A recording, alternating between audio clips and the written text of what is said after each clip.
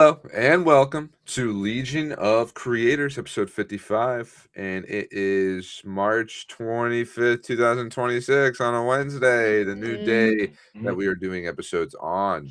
I'm Luke. I'm Kenna. I'm Chris. I'm Joe. And we got a few subjects for you today.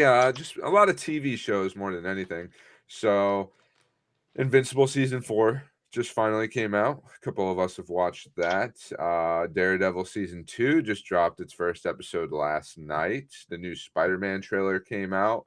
We got a Marvel like 16-bit retro arcade like Maximum Collection coming out right around the corner. There's some HBO shows that are going on, DTF and Rooster, and Bob Iger stepped down from Star Wars as well. And I'm sure we'll fall into other topics as well, but that'll be about everything we have planned. So let's get to it. And of course, we'll take questions at the end. So yeah. And I know Joe's waiting for that new. I think they did change the director to Doomsday to Zack Snyder.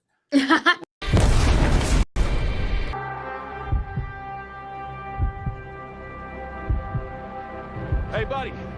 Eyes up here.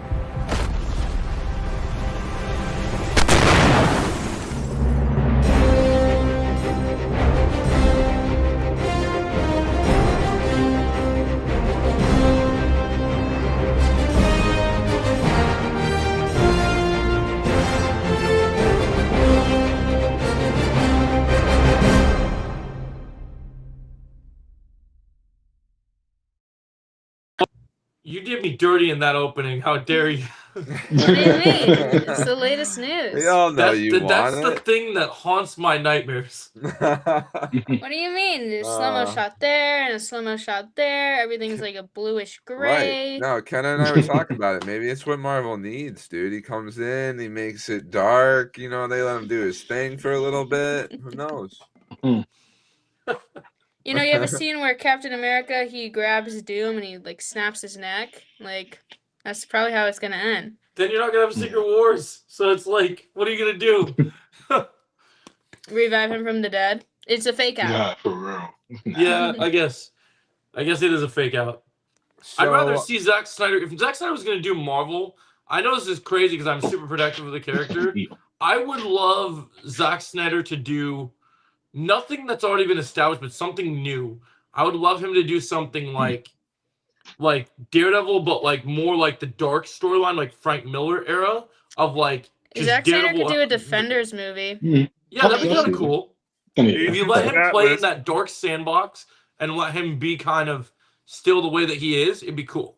I mean, just don't touch my precious show or any of my precious characters right now. Stay in your own lane, Mr. Zack Snyder. Your precious show? What's that? Daredevil? Yeah, I don't want him anywhere near my show. I like my creators I got. I just got the best creators back, which we'll talk about later. But you cannot touch them. Do not even look at them. Do not touch them.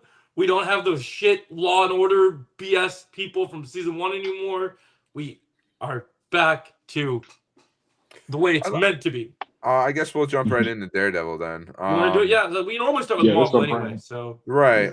So let's do Daredevil and then Spider-Man, considering that's our Marvel, and then we could do the 8-bit game. Just get Marvel out of the way right away. Sounds good.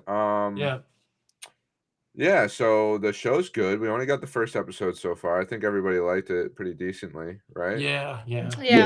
I don't really have anything negative to say about it, so yeah. One thing you just said though, Joe, about season 1 and the Law and Order, like how season 1 was very much more about like Matt Murdock being a lawyer rather than being Daredevil. I actually like how Born Again kind of has that dynamic right now, where it feels like season 1 is more about him like being a lawyer and putting the suit away, finally taking it back on towards the end of the show, and now season 2 is like, okay, now I'm just Daredevil. And like jumped right in. Right, and she God, what's her name? Kristen? Or oh no. I Kirsten? do not the Kristen? blonde girl. Oh my god. Karen. Karen, thank Karen. you. Sorry, been a minute. How she like is like, so you miss being Matt Murdock? Like, I like those little dynamics and the juxtaposition Yeah. essentially from season 1 to season 2. Like I it like really that we has jumped like I day think and it's night. funny that nobody cares that we jumped right in from he just was dating Heather and Heather's like just a sociopath person, and then Karen comes back to help to bring Punisher to Matt in the finale, and then all of a sudden we pick up, oh, Fisk is hunting us. We should get back together.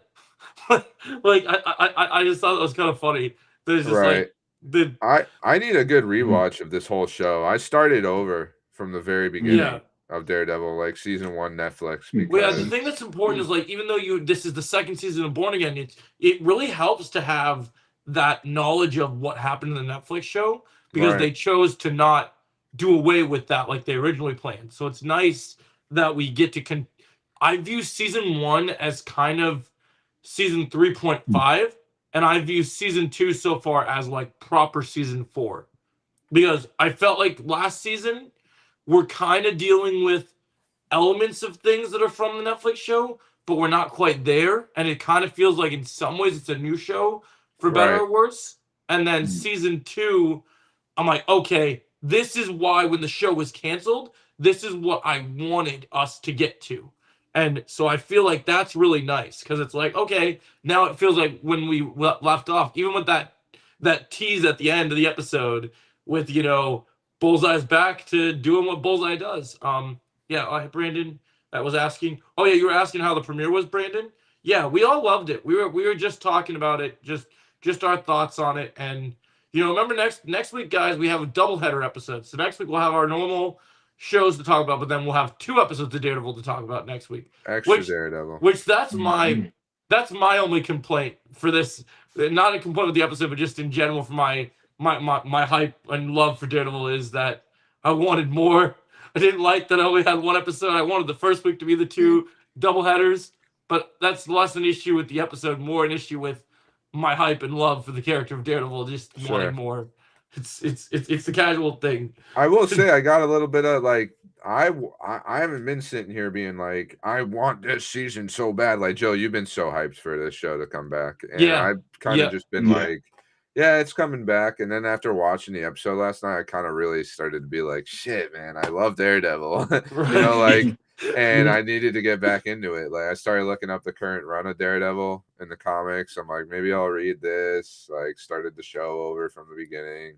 Like, yeah, it's the only Netflix show I finished, and I want to watch all the Marvel Netflix shows again now. But I just don't remember a lot of it. It's been so long. The thing that gets me so interested is like you have people that watch the Ben Affleck movie, and then people were freaking out about the Netflix show when it came out. And I remember having conversations with people, and people like they see a couple fight scenes in the Netflix show, like Daredevil is so awesome. This is amazing. I never loved this character. I'm like, bro, you weren't me. You weren't reading Daredevil before. I was into Daredevil before it was cool. Like I was already a Daredevil fan from like the first iteration of that. What was it? That early 2000s Spider-Man cartoon that me and Kenny used to watch, where he showed up and he was teaming up with Spider-Man and then fighting Fisk, and like that was like my introduction. And then I just dived into comics, and I've been reading Chip Zdarsky's run since it came out. Like when he made it, it was really good comics. Like I love the comics. I love everything. Oh, interesting. Yeah. So I so I love that Underground's talking about Matthew Lillard killed these characters so far. So yeah, how we feel about like, so obviously in season 1 we had a lot of these new characters thrown into the mix of our regular supporting cast, and now we added another new character. We added Matthew Lillard in here as Mr. Charles. Right. It's very interesting because we all thought he was going to be like what, Mr. Fear, but then I think you could still go that way. I think you could still turn the table. I think this could be kind of that. They're doing this really cool thing, which they did really well at the Netflix show. One of the things that was beautiful about those Netflix shows is that they operate in the world of like, well, this is in the MCU. It's not in the wider MCU. So you're getting a lot more of these darker themes because you're dealing with the street level characters operate in their own kind of corner here. Like they were affected by Thanos, but we don't spend time crying about the snap or whatever, the blip, whatever you want to call it, as much. There's more going on. And so what I like here is like these new characters, like, I didn't saw people having conversations, but I think they make it obvious that Matthew Lord is gonna, and I'm planning to do videos about this today. Matthew Lord is very much operating in the world that he clearly knows Valentina from Thunderbolts. And I think Daredevil, and we'll talk about this with Spider-Man as well. I think Daredevil and Spider-Man are gonna have a very big connection to the Thunderbolts movie. Like, I think they're both gonna but I don't think they're gonna do the thing that they did in Phase 4 with Marvel, where after Endgame they're just gonna bash us with heads with all this homework and stuff. I think it's gonna be done in a way that's very, very containable, but not like, let's throw a bunch of things at you and here's your homework, watch 10 things. It's more like, okay, there's me connections. I think Marvel is at its best when there's connections to something that you care about, but don't throw 10 things at us and expect us to be able to catch up with those 10 things.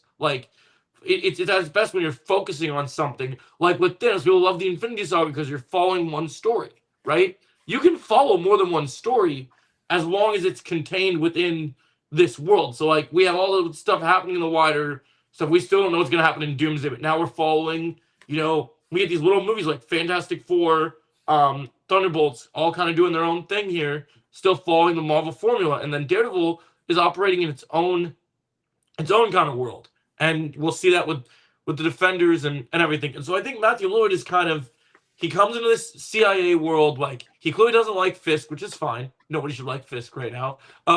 But then you also have, I think things could change with him. I think that he could be this one thing, and then the part of the draw of the original Netflix show was the mystery of things. The build up getting the Daredevil suit, the build up to Fisk being revealed as the main villain of the plot, him showing up, killing the Rush with the car door, which is still some of the most brutal TV ever. But then they got close in season 1 when he takes the guy was talking back to him, he squeezes the life out of his head and crushes his skull, which was crazy. So just in general, you have your supporting characters, you have all this stuff happening. But I think with Matthew Lillard's thing, the case of could he still the public told us, they said he's Mr. Charles, but we really don't know what that means. They presented us a character in the first episode. They dropped some bombs about Thunderbolts with, oh yeah, he kind of works with Valentina. He's kind of in this big world and stuff. And I don't know if you guys have seen a lot of promotional stuff, but there's stuff in TV spots and trailers out there while they've done a good job of hiding things. There's supposed to, at some point during this season, be another Bullseye, appointed to actually fight our Bullseye. Because we see at the end of this episode that Bullseye is that he's going to be teaming up with Matt, whether it be temporarily. It seems like they're working together because all vigilantes are outlawed here. And so I kind of have a theory that I think that this other Bullseye is sent in by Mr. Charles. Mr. Charles is trying to control the conversation by making all these other vigilantes to do things to make Fisk kind of look bad. I think he's going to keep adding new layers to that. And so I think that's going to, and I think it can be interesting because one of the other things that this episode confirmed to me that's really big is we've heard for a lot of the early reviews that, this season's going to have stakes. I definitely think, I know one of the big deaths probably coming in, I don't know what episode it will be, but it'll probably be later in the season. But I do think this is going to last season. We're going to see Fisk's wife. I think Vanessa is gone this season. I think something's going to happen to Vanessa this season. I can see that. Where she's gone and Kingpin is going to just go absolute apeshit and just It's either she dies or she just ends up leaving. I saw some picture that was of Kingpin boxing. Yeah. They showed it in the trailer that they promoted the season with, where he's at some charity event boxing. I also like how in this episode, when we get the opening of he's so concerned about running these guns into the city. Because one thing I love about this in season 1, one of the complaints was that, okay, Fisk is the mayor, but you're seeing so much of him just being trying to be the good guy and trying to be the mayor and just live the best life. And then you're not getting that unhinged, classic Kingpin. I love in this season how he is literally being debated on for trying to use his power the way he wanted to in the earlier seasons of Daredevil, right? Yeah. But he's doing it anyways. Yeah, and that's when he calls Mr. Charles in. And that's where I like that character, because it's okay, here's a power play. right, of like somebody that has more power than Yeah. Kingpin, right, Yep. and somebody who was pulling the strings above him. And that's But the thing. I agree with that. if you know Kingpin, and this is what I think will happen, like they're gonna build Mr. Charles up to be this really powerful person, but Yeah. Kingpin is still gonna find a way to end up on top. You know what I mean? Oh, yeah. Like this is what he always Always. does, and then he's like the real Kingpin. Right now, like there's always a moment in the season where it's like, oh, he's not really as like there's somebody always on top of him. You know what I mean? Like he can't and then, pull all the strings, and then he flips it every single time. So Yeah. I think and I he's feel just like gonna. with Oh, go ahead, Chris. I feel like we've like what you said about season one, what people saying about season one Kingpin. It's like, but he's got to convince the people that he's good for the role, like because everybody knows what he's capable of. Everybody knows his backstory, but he's really got that first season really set up Fist to be like, okay, we've got to set him up like this because otherwise people are gonna think that he's the same guy. He got out of prison for no reason, and he had supporters that wanted him out of prison, but it wasn't as loud as it is now. So now that he's out, he's actually got some good jobs. He's got the task force. He's got what he needs to do.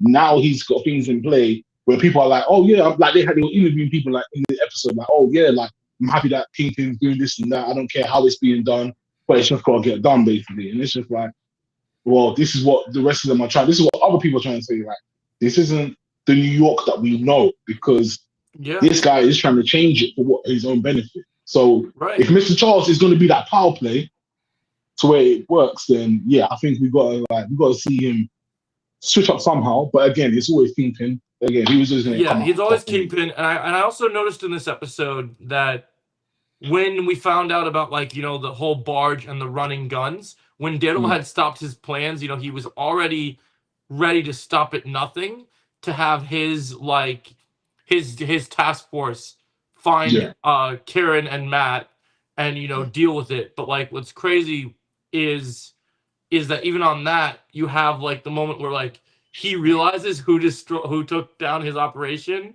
and then there's a moment where it's very brief, but he opens the laptop and he sees the new suit with the double D's, and he slams it so quick, you can tell. I think this season we're gonna see that classic Kingpin where he's gonna just the more things Daredevil screws up for him this season, the more mad he's gonna get, and you're gonna get less that Meryl I'm the mayor of New York and I'm gonna do this, and he's just gonna be like, no, we're gonna have an absolute street fight and we're gonna take these guys down because that's what we do. And I think the more time goes on, he's gonna care less about the mayor part of it and just become the Kingpin and just start running operations and start making it more about restoring himself to his roots. I think that's the opening that Matt, as a boxer, Matt's always looking for that opening, as same as a lawyer in investigating the crime. I think that opening is going to be making Fisk resort to his former, way. He clearly went with the whole vigilante initiative, and that pissed Matt off. That pissed a lot of people off in the city, and they're starting to do the thing you have BB Urick is trying to frame we're trying to frame it where she's kind of playing both sides because she's hanging out with the deputy mayor and they're trying to play both sides, making oh look at how all the good the task force is doing, but that she has some other agenda to make that flip on them, which I think is good. Do you think my man's dead? What's his name? Who's the guy in the chair? I keep forgetting his name. Talking about the guy at the end of the episode? Jerry. Yeah, that's him. Oh yeah, he was having some heart attack. Yeah, he was having some heart attack. I don't think he's dead. I don't think he's dead. I think he definitely is gonna be in a place where it's probably gonna be a critical situation. But what I heard, I don't think he's dead. But I think what was really good about that scene was we've always loved how Daredevil's radar sense worked. But for those of us who remember season 1, I like that the reason that Matt was able to get taken out by the task force is because he's thinking about Foggy. Because what's really brilliant about these writers is the ending of this episode is a direct parallel to one of the big endings of season 1, where you have Foggy gets killed by Bullseye, and then Matt tries to kill him and nearly drops him off the building. But here, Bullseye saves Matt instead, which is kind of crazy. But in general, like the parallel, like you can tell that when he heard, even though we know Matt clearly cares for saving anybody, and even Cherry, and Cherry is not liked in the fandom as of season 1. A lot of people did not like that character in season 1 as a new character. But in this episode, a lot of people I've seen a lot of talk come around to liking the character more, and like they were actually concerned for him when he was having his heart attack. But Matt in general, even though he cares about the innocent civilians in that scene, the thing that made him distracted and made him get knocked out by the task force was because of the fact that he was thinking about Foggy. Because that was all it was in the season 1, when the reason he knew that so far Foggy was gone was that he didn't hear his heartbeat. And so when he heard that, it was literally like he heard that drop, then he drops. The timing in season 1 of him dropping Bullseye at the same time as he hears that is just crazy, because it's like, wow, they really planned that out so well. And so here it's like he gets distracted because of that, because it's literally like, what was it exactly? What did you say? What was it exactly that reminded him of Foggy? I can't remember. The heartbeat, that he was not, that he noticed that it was beating so fast, and he thought that Cherry was going to die, and so it brought him back to Foggy, right? Okay. Yeah. So, and the irony of that is now Bullseye isn't the one killing the person, but saving Daredevil. Which is crazy. Yeah, which is crazy. So I love that. I love the traction. I couldn't tell. I watched this on my bad TV that's small and like far away from me. So I couldn't tell like what it was that was knocking everybody down when it was that knife. And I legit thought it was Spider-Man at first. That would have made you happy. You know, like I thought it was webs coming through the windows and like getting everybody. Well, that would have been a crazy first episode. It would have been amazing, be like, right? Spider-Man's. Imagine they kept that secret. Like, imagine they're like, oh, Spider-Man's in this opening, and then literally just like, oh man, like it's Spider-Man's. Once they show the people on the ground bleeding, and then the knife, and you're welcome, and everything, I was like, you knew Spider-Man wasn't gonna do that. No, don't you mean Bullet? Bullet. Last night I was trying to remember Bullseye's name, and I was like, what's that guy's name? Like Bullet, like Bullet something. I was like, oh my god. Yeah, that's so funny. I'll forget names so bad sometimes, dude. Like earlier in this episode where I was like, is it Kristen? It's Aaron. It's like the one chick, no, that was cool. So I love that ending. It definitely makes you excited for more. And for those of you who are big Bullseye fans, from what I've heard, it looks like these next 2 episode drops. It looks like you guys are about to get plenty of Bullseye in these next couple episodes, because it looks like, I assume, the way that with them ending it that way, we're definitely going to get some more. And I think one of the things I really appreciate about this show too is, like, in general, when I watch Daredevil, I love, in my superhero TV shows, I love action a lot. But one of the things that surprised me with this premiere, even though I still think the 2 action scenes we get are awesome, and I love action in any superhero property we're going to get, I really am invested in the characters and honestly the politics of it all. Like, I love that Mr. Charles is here, and that and the power play and like everything that's going into it. I'm actually invested in that, and I think that's something you can't say about every show. So I think that's really brilliant. So yeah, I really dug this premiere. I really think it has all the right parts. Oh, what'd you say? Heather. I feel like Heather's gonna become Muse. Muse, yeah. I think it might still head that direction. I still think the way she was tripping out, like when the thing was talking to her and everything, I just thought like, maybe definitely. She's just living in the fear of like everything that already happened to her and what will happen again. That's true. Yeah, you know what I mean. Like, I feel like she's reliving it in a way of like, if I fight this at all, something like that will happen again. That's kind of how I saw something. But I can see that too, actually. Like, I saw something about it, like where someone said, if you date Matt Murdock, you either die, become crazy, or become a villain. That's what I love about Wolverine, though, is like he is aware that anybody he comes into contact with will probably die. And I love that part of his storytelling. Like he knows that burden. While like Daredevil acts like it's just like so nonchalant about it. Like he's telling Cherry to help him in the beginning of the episode, right? And all I'm thinking about Yeah. is like, you're gonna get this guy killed, right? But it's Yep. like, we got to save these innocent people. Like, I don't know. Sometimes it almost feels like Daredevil is selfish in his own way. You Yeah, know what I mean? like But the I think that plays I like the into joke about him being like, "Why do you care so much about her safety and not me?" He's like, "You're old."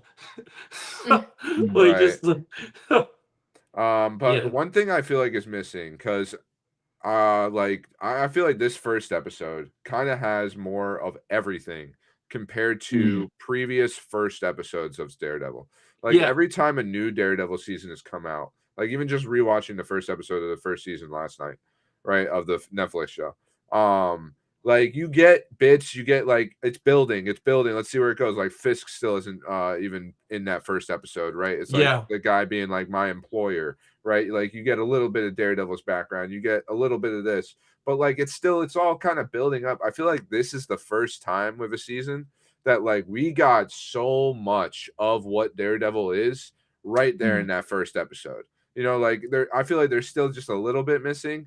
And I think since Born Again started, like the Catholicism side of Daredevil has really disappeared.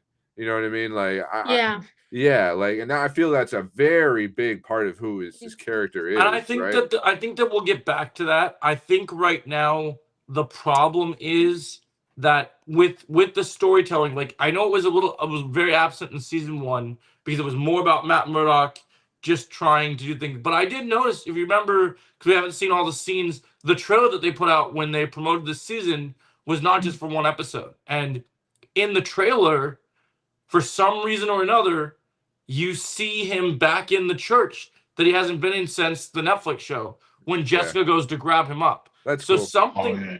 Something makes him at some point during this season go back to that route. Like I wouldn't be surprised if we get back to those conventional scenes of like him confessing. Like we already see in this episode that he is pretty much, we know that these task force guys are so bad, but even just like the mercenaries on like the barge, he still is being ruthless to them. Like he normally would in the old show, he would say, before I go and do this thing I'm gonna do, I feel bad. Like normally he's not killing them, obviously, but normally even in the original Netflix show, as brutal as it was, I think in this season, because of what's going on, because it's more personal and more dire, because of what's going on with him and Karen being a target because of the vigilante stuff, I think Matt is being a lot more he doesn't want his friends to die. He's being more defensive, you know what I mean? Like he's got more in stake since Foggy's gone, you know, and I think they're gonna play way more into that. Like that was there in season 1, but he's trying to do it the right way. You know what I mean? And like then he gets fed up with the it, right and way he's and like, just protecting himself and his friends. Yeah, it's back to the suit. You broke me. I'm gonna break you. You know what I mean? Like kind of. Like I noticed that in the first episode when he's beating up the mercenaries, it's not as simple as knocking them out and just doing the fact that like you're still getting that old bone snapping, like that one shot where he's fighting the one guy, the one mercenary with the guns, and you like you can literally see like his whole arm. He breaks the dude's whole arm. You can see the blood. You can see the impact. And you didn't have that stuff in the first season either. Like you do a little bit, you know, like not like that though. Like I was just watching the second episode of the first season, and like he does break somebody's arm or dislocate it or something, you know, like because they're fighting over that knife, that guy, in the alleyway. And that's when Claire, the night nurse, shows up for the first time, right? But like it's just not like it is now, where he's legit like he breaks a dude's arm, he breaks somebody's leg, he's like, you know what I mean, like he's just being brutal. And I think the thing that's so brilliant about this season is like season 1, the story, there was a lot of moving parts because, you know, we're dealing with, they just set up Fisk has his task force, and then you're seeing things happen, like the original murder of the first White Tiger plays into it. You get, because of the identity crisis between, we're the lawyer show, Daredevil hangs up the mask because he feels like he can't be the hero when he lost someone so close to him, was playing thematically. Now what I love is like you're seeing in this episode that like, okay, he is literally like, we are literally in a war. Like we are literally now going from, okay, the vigilantes are all out on the vigilante, like no vigilantes in the city, we're gonna arrest you, we're gonna hurt you, we're gonna do all this stuff, that we want to do and lock all these people up. You're literally seeing the fact that the war is like Matt. Ideally, one of the biggest things, if you pay attention to the Netflix show, and you'll realize this more, Luke, when you rewatch it, is Matt has become, to quote Star Wars, he's become the thing that he swore never to be, because his master, Stick, right? Right. Stick in the Netflix show pushed Matt so hard on, you're my soldier. I need you to fight the hand. I need you, everything I'm doing with the defenders is so that you go and do this thing.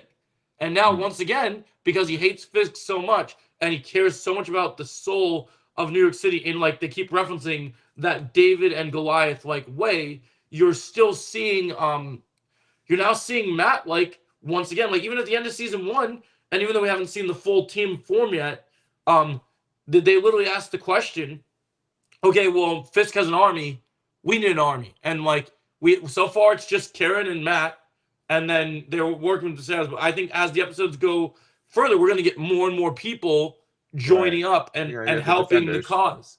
Right. And so I think that, like, to me, I think that's interesting thematically from the story of like, wow, this is desperate enough that Matt has become the thing that he hates. Because not only Matt's always been a leader, but like now he's a leader, and like he actually has to be, because the thing that's so crazy is like, even though he's working with Karen and they're training together and they're doing all this stuff in the background, Matt went into that barge alone and he's hurting these people. And like, yes, they're bad people because they're working for Fisk and they're running guns and that sucks and everything. But he's still like being so relentless to these guys and just like, and I don't know if he realizes it yet, because I remember correctly, I think that character died in the Netflix show. But he mentions Stick in this episode to Karen about how he was learning to be so fast and the way that it was. But like, I don't think he's accepted that. I like that sometimes when you go from a season 1 to a season 2, the impact from the first season, it normally, like, Punisher laid into him pretty hard about him not letting go of everything with Foggy, right? And how he needs to just go and do the one thing that he needs to do.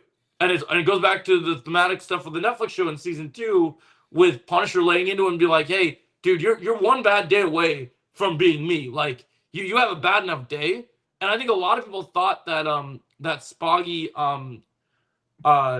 That's no, the I end of the understand, episode retro. Yeah. Like I think a lot of stuff with that comes down to, wow, okay. So like all these thematic places here that we've gone to are like, because of Foggy being gone, it's still affecting Matt. Even after you literally see Charlie Cox in season 1 still having him like cry and feel bad and all this stuff, it's still within him. Like all the stuff that he's doing, yeah, he hates Fisk, yeah, he wants to protect New York City, but he's still fighting and doing, and because he hasn't gone to the church, even when Foggy died, I don't think he went to the church in season 1, if I remember correctly. Yeah. So like he hasn't gone back and got that conventional. He hasn't gone back and like dived deep into his religion, because he literally is like still struggling. He's still in that darkness. And I think that's also the reason for the newer suit here is, and fun fact for you guys, this suit that they made for this season never appeared in the comics. Even though we had black suits before, this was made for the show. And I was talking about this the other day, that when the further we get into this season, the suit, as you can see, the symbol is red, right? The more and more this season goes, after every action scene, the writers were saying that it just gets more and more beat up. And it gets to the point of like, So the like more invincible. Yeah, so the more fucked up that he gets, apparently the more fucked up he gets, the less the suit is black, and eventually I think will fully turn like that classic red eventually. Like, and I think that's brilliant, because it's a great suit for what they're doing. But I like that, you know, if you go into like season 3 of the Netflix show and you go to season 1 of the Netflix show, we started with him in black, then he moves to the red, then in season 2 he's all red, and then after what happened with him in Defenders and into season 3 of Daredevil, which is where we thought was gonna be the last time we ever saw Daredevil, because you know the cancellation and stuff, we're back in the black, and he has like the Muay Thai wraps on his hand, because he was, even though this show's called Daredevil Born Again, in Daredevil season 3, he felt reborn.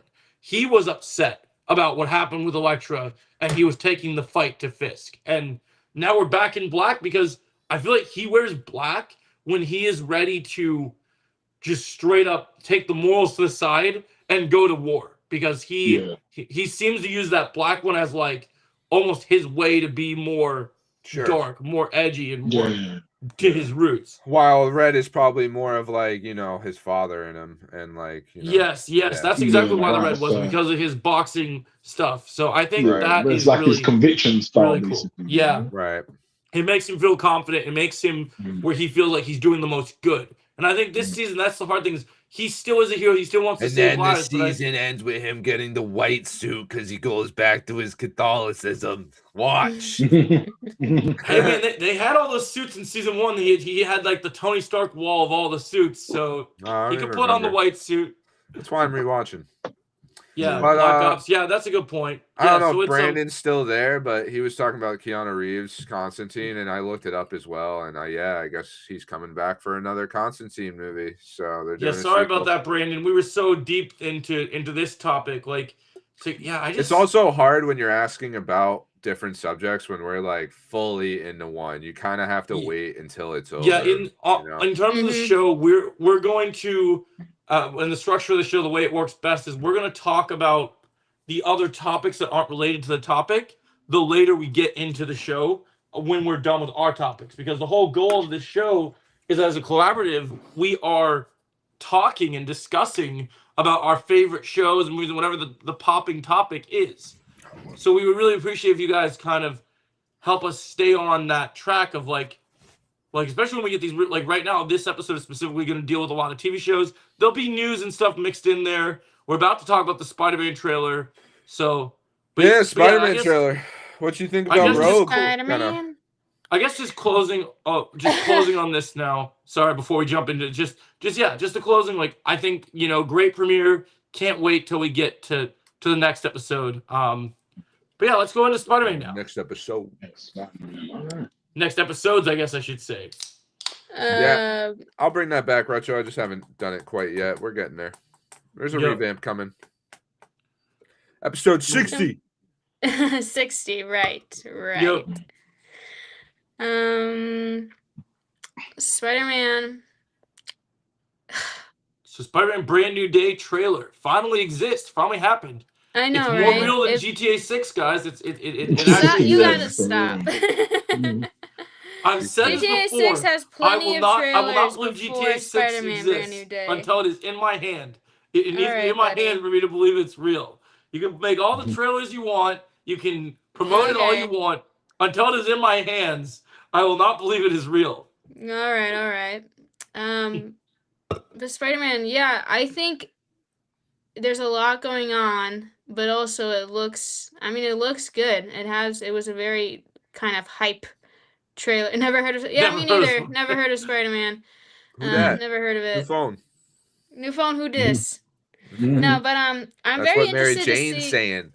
Right, that's what Ned and Mary Jane are saying. Or Michelle Jones. Sorry, wrong MJ. I really do love that when we're talking Spider-Man, I love that even though it could be seen as creepy for some, I like how Peter is like stalking his friends in the start of the trailer. Yeah. I'm gonna be that guy.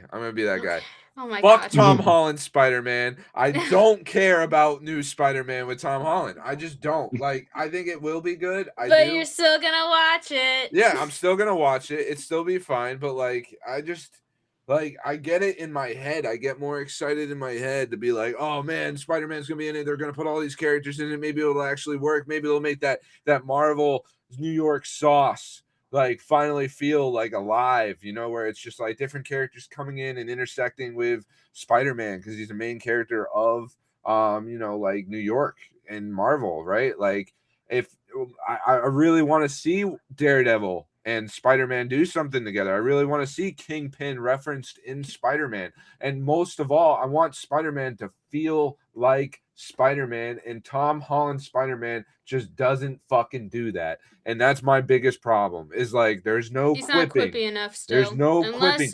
He's not funny. He's not like, that's part of his core of who he is. You know what I mean? Like MJ, like it's not MJ. And then we have Ned, and it's like I don't know. It's That's like on not bad, Osborne, but Ned's Do, fun. do, do you believe Yeah, that no like even Osborns, though but that then this is Green just a Goblin. trailer, do you have some hope that No, I they do.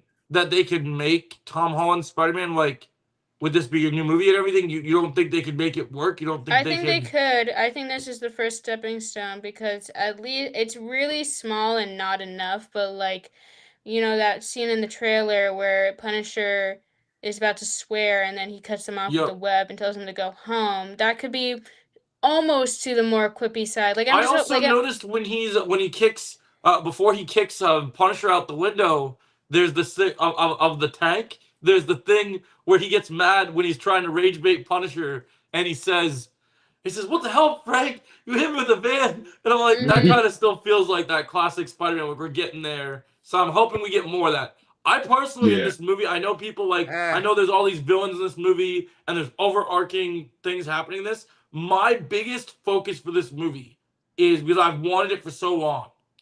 I genuinely am more focused in the relationship between Spider-Man and Punisher than I am anything else in this movie.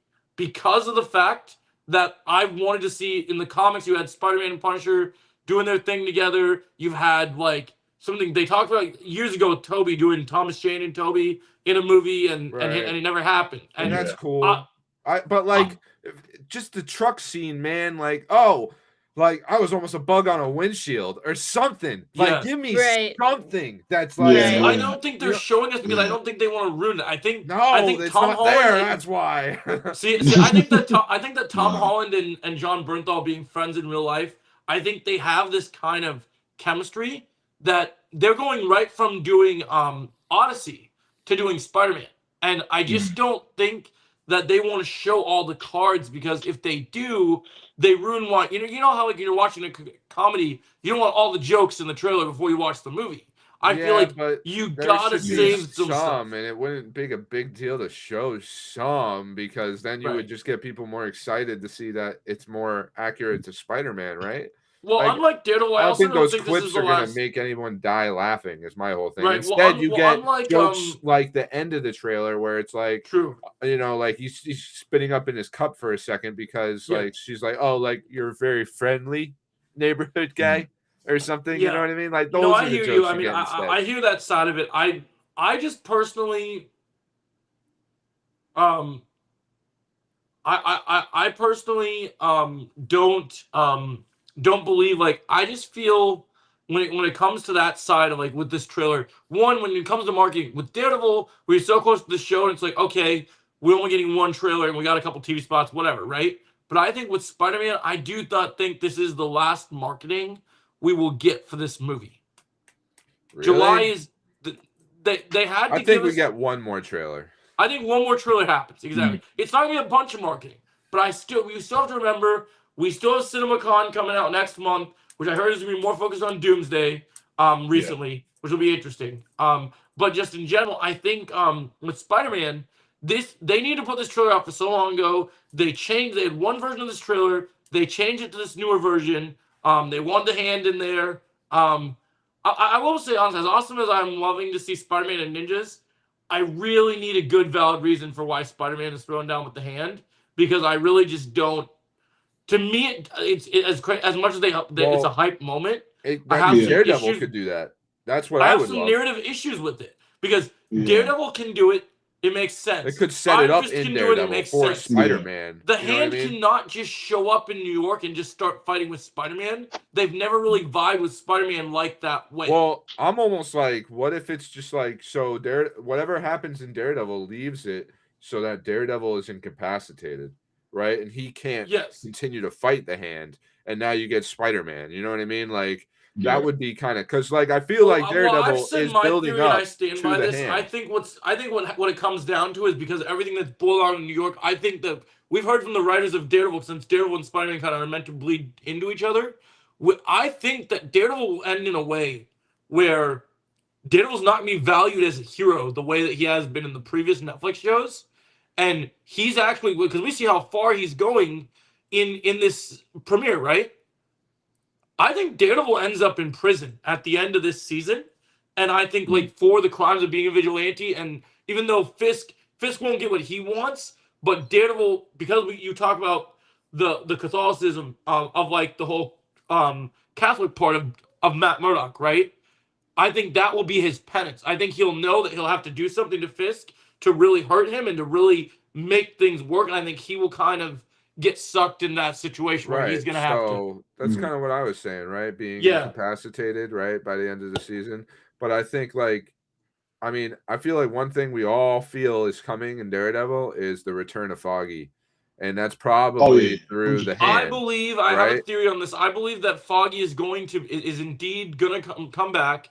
I do think that as much as I know people want stakes and everything, if you watch the Netflix Daredevil, as much as I love characters dying for good stakes, you just cannot do this type of show without someone that was so pivotal to Matt Murdock.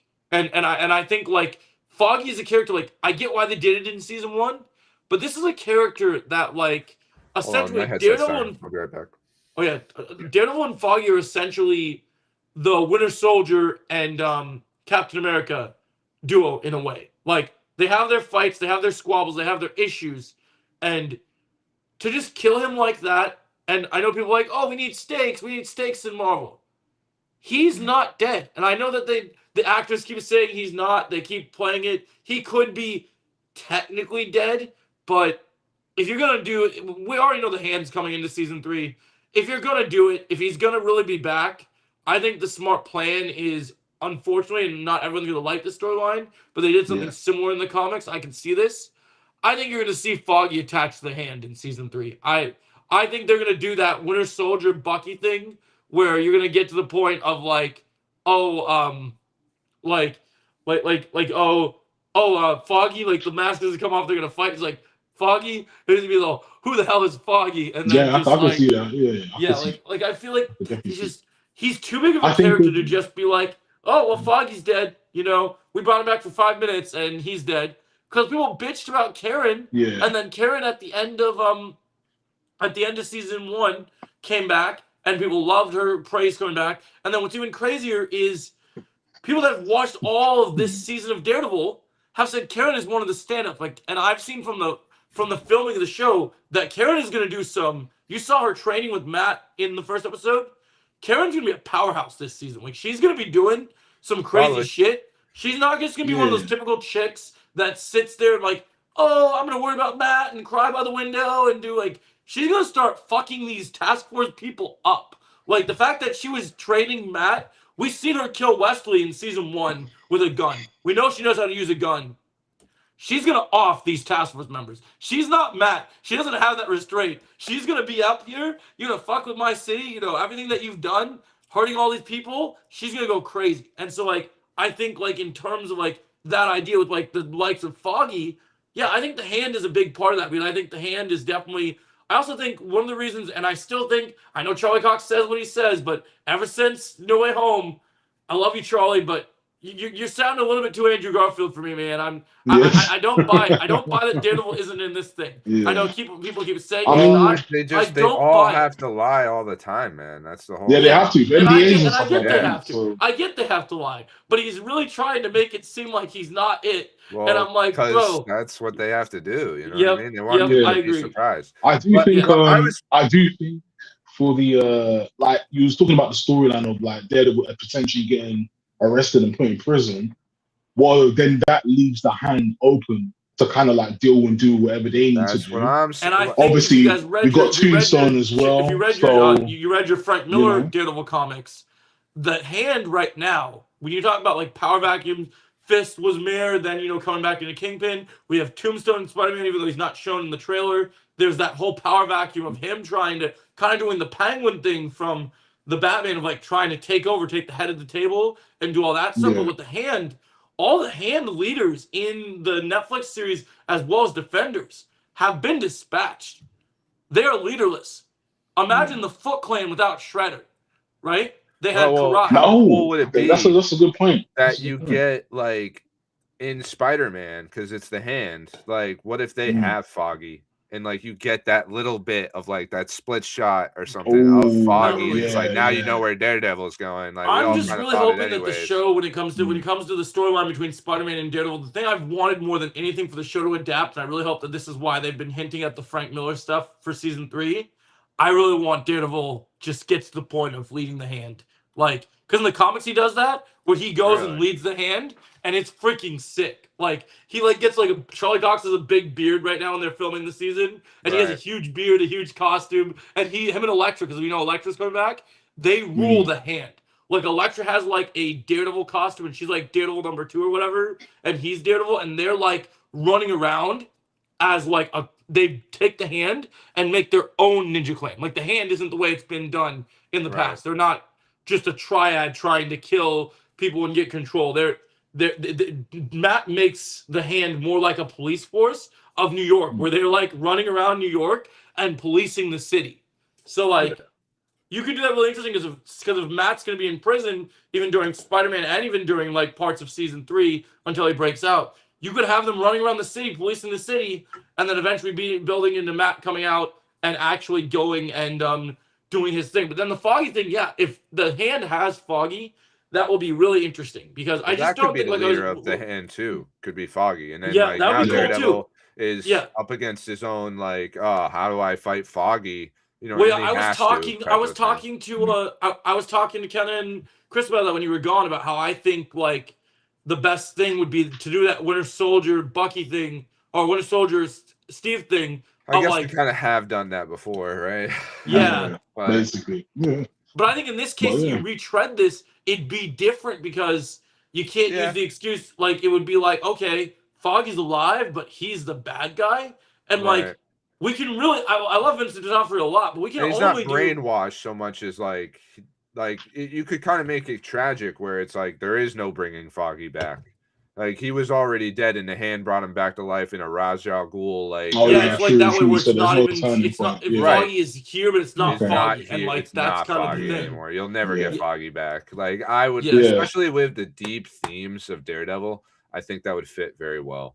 You know what I mean? Like I think so too. I think never getting Foggy back, Foggy coming back to haunt Matt makes sense. But I think like in the thematic sense, like you're never gonna get what they had. You're never gonna get like Nelson, Murdoch, and Page again. That's Mr. never Charles gonna happen. Brings in that other Bullseye, right? Like Daredevil's getting along with Bullseye, and then all of a sudden he starts seeing things about like Bullseye doing all this fucked up shit. He tracks down Bullseye. He goes to get him, and it's not even the Bullseye. It's like Foggy, you know what I mean? Like you could do something like that. That'd be a twist if the other Bullseye just ended up being Foggy. That would be something. I'm saying like there's 2 of them. Like there is that second Bullseye that Mr. Charles brings in, but like he thinks he's chasing him, but it actually turns out to be like Foggy. I don't know if they'll bring the hand into Daredevil, but just because it's in Spider-Man and it's in New York, I feel like they said the hand's going to be for season 3. So the stuff that happened in Daredevil, you might the get the setup, back. Is all I'm saying. You know what I mean? Like that could be like the end of the season. You know, like, but I mean, I kind of feel like what they're doing in Spider-Man, and this is why, like, actors have to lie, but this is why I'm dead set on the if the hand are in Spider-Man, like we saw in the trailer. The reason I'm so dead set on Daredevil is because you have to give a reason for when you look at these events and how they bleed into each other. You have to give a reason for why the hand are in that part of New York, because they don't really know much about, like, they might know Spider-Man, but like. There's no reason for them to like go after a character like Spider-Man. Spider-Man doesn't do anything. Well, Spider-Man is a cool character. Tom Holland's Spider-Man hasn't shown the level of skills that like Daredevil has. So like you can't like I don't think the hand would go, oh, we need Spider-Man to go lead our group because I really want to see Black Suit Spider-Man. I really hope that's what we're leading up to. Like Secret Wars is Black Suit Spider-Man. I don't think we're going to see it fully until we get to Secret Wars. Secret Wars, I want it building up. I want if we're not getting quippy Spider-Man done right, at least give me like darker Spider-Man done right. Yeah, I think they kind of leaned that way in the end of No Way Home when he was almost going to kill Goblin, where you could see that darkness is inside of him, and we see in this trailer that Peter's going to visit Aunt May's grave. And like, so they could totally lean into that thing. I really do think that something bad, like I still think something bad happens to Spider-Man. What did you say, Chris? No, I was thinking. Oh no, sorry. So they've also said because of how Peter's like having like problems with his powers and stuff, like the organic webbing and things like that, Man Spider could be a thing in this as well. So we could I know potentially everyone wants to that ride the Spider wave. Man Spider. I watched Luke's reaction, which was really good, and I really am still kind of. I really think that the whole thing is like it's about the mutation of like from the comics of the imbalance of like he's being so much more Spider-Man than Peter Parker that the Yeah. mutation is going to play for it. And we were talking about. So I heard something recently, even though he's not shown in the trailer. I heard something more about the whole Keith David thing that people were talking about. Everyone was talking about Lizard and Dr. Connors, right? Yeah. But I'm hearing about another Spider-Man villain that's possibly been hiding in plain sight to be potentially the proper main villain of the movie. I'm hearing stuff about you guys know anything about the Spider-Man villain, the Jackal? No. Oh yeah. No. I'm Yeah, I know hearing about some stuff Jackal. about Jackal right now, and how Jackal Jackal as might well. be the key to act. Unlike the Jean Grey thing, Jackal might be the actual key to setting Banner off his leash. Like that they might do something where his virus might be the thing that because they goes did and say starts. Hulk was gonna be Hulk in this one. So Yeah, Hulk's hulking out. like People, he's that's not one like thing that people are the excited about this usual movie stuff in She-Hulk. that they've So that they've confirmed is that he's gonna be hulking out because they brought Punisher in this movie. He's at the Heavy Artillery. We've heard talks about Spider-Man and Punisher throwing down with Hulk. So that's gonna be crazy when they actually get to Hulk actually showing up. Because I'm like, when they showed Banner in the trailer, I'm like, okay, I get it. But they want to have that Avengers connection with Spider-Man still. They want to have Banner being his teacher. But he comes to him with the help of the mutation. That makes sense. That's cool. Yeah. But I still think we're going to get that Hulk where he's off the leash and just goes Oh yeah, crazy. we're getting 100%. Savage Hulk from what I hear. So that would be I think amazing. as well, like exactly what you said earlier. Like I'm all for. I'm up the Spider-Man quips a lot more as well because I felt like in the first three, I wouldn't say it wasn't there, but the problem is that everything was so focused on like the whole multiverse and the whole story of the Avengers and this and that. Like I felt like those three, as much as I liked them, my issue was they still feel like Avenger part 0.1 move, 0.5, 0.6, 0.7 movies. Yes, kind that's of thing. the problem. So I just kind of feel like that for us to go forward now, we're finally getting Spider-Man on his own. We're finally getting Spider-Man where like he's struggling, he's depressed, he's actually feeling these things. And it's like now everything's a lot because that's why there's multiple different villains because Spider-Man has always taken on different villains at different points in a day or a week or whatever the case is. And that's just how he's always been able to roll. Now, how they do it is how it depends. But hopefully they just do that right where I think it bleeds into like when it comes to like the comedy of having Tom Holland find his roots and finally get to that more quippy Spider-Man. I think it has to come. Like we know supposedly there's 7 villains in this movie, but some of them, as we talked about with the Fantastic Four thing, are montage villains. I think the one thing that you play into with this is, I think the way that you do this is, it really comes back to the Punisher and Spider-Man thing. I think you get Punisher in here really poking at Spider-Man, and then Spider-Man just really needs to rage bait him. Like we really need to. We saw a little bit in the trailer, but I need to see more. I need to see him. Like I need to see it get to the point where they're on a mission together, and Punisher wants to execute an entire group of villains, and Spider-Man's just like, no. And then Punisher's like, get out of my way, Webb. I told you I want to do this. Get out of my way. Because he calls Daredevil Red, so you should call him Webb, right? You should be like, get out of my way, Webb. I'm gonna take all these people down. I'm back to my thing. I'm the big bad Punisher. You can't stop me. Like just going crazy. He just takes his guns. Yeah, 100%. I feel like there definitely should be some conflicts between the two. There has to be. He just keeps webbing his mouth shut and just be like, "You talk too much, Frank. What are you doing over there?" One thing I'd find funny, Chris, you're like they're kind of like Avengers movies. Like Iron Man's kind of like his mentor in a way, right? What if like I could kind of laugh here if they're just like, well, what if we replaced Iron Man with Hulk? And now it's just Bruce Banner, you know what I mean? Like, okay, so you see with that, I wouldn't mind it on a scientific aspect because they're both science nerds. But I wouldn't like that if they're both heroes. Like Spider-Man's always been his own hero. Like if it's a scientific thing, cool.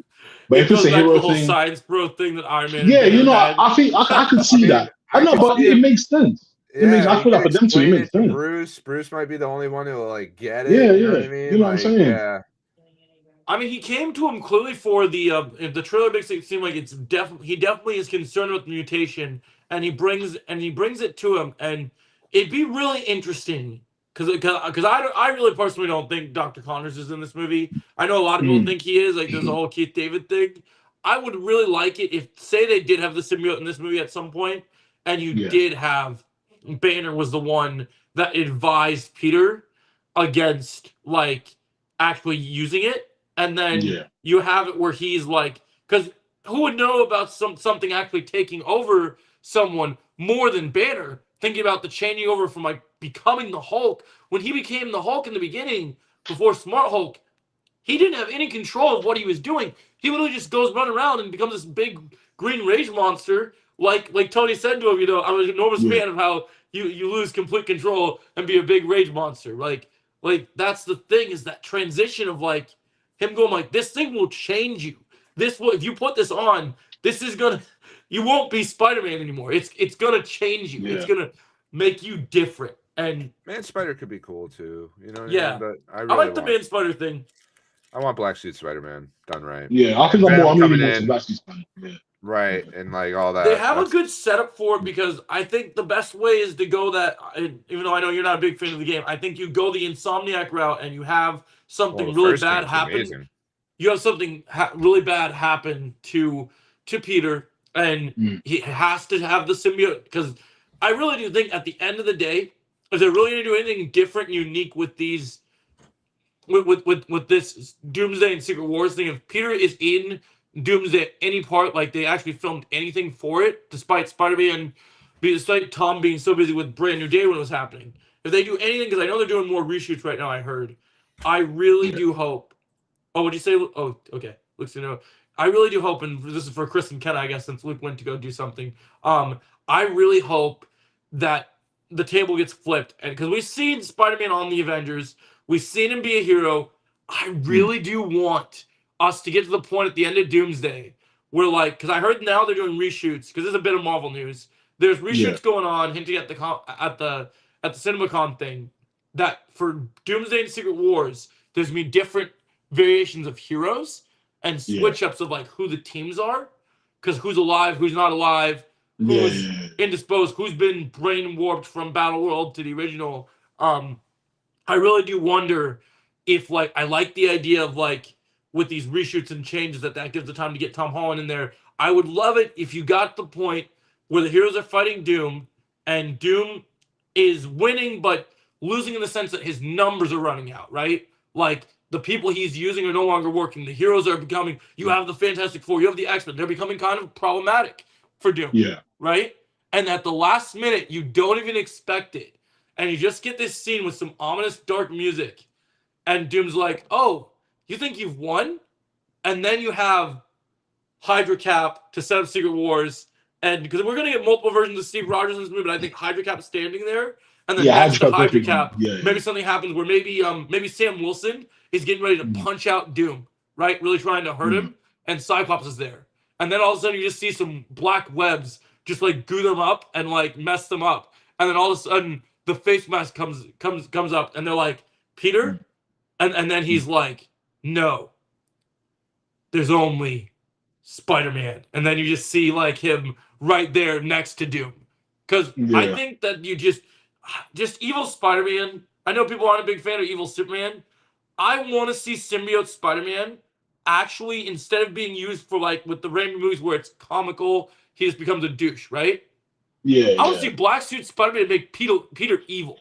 I want to see evil Peter, like just he's doing his dance. Like I want to see him like just come on, dude, evil Peter. As much as it was funny for the time, Yeah. I do get it. Like, you know, that Spider-Man, that Black Suit Spider-Man, obviously that to me just wasn't like, it just didn't feel any, like, I don't know why, but at that point in Spider-Man, like I thought like, the cartoons always got Venom right and always got Black Suit Spider-Man right. That's literally what it was. Like for the last like 15 like, years. did you guys ever see the Did you ever see the animated in the early 2000s Spider-Man cartoon that came out? I think it was in the 90s.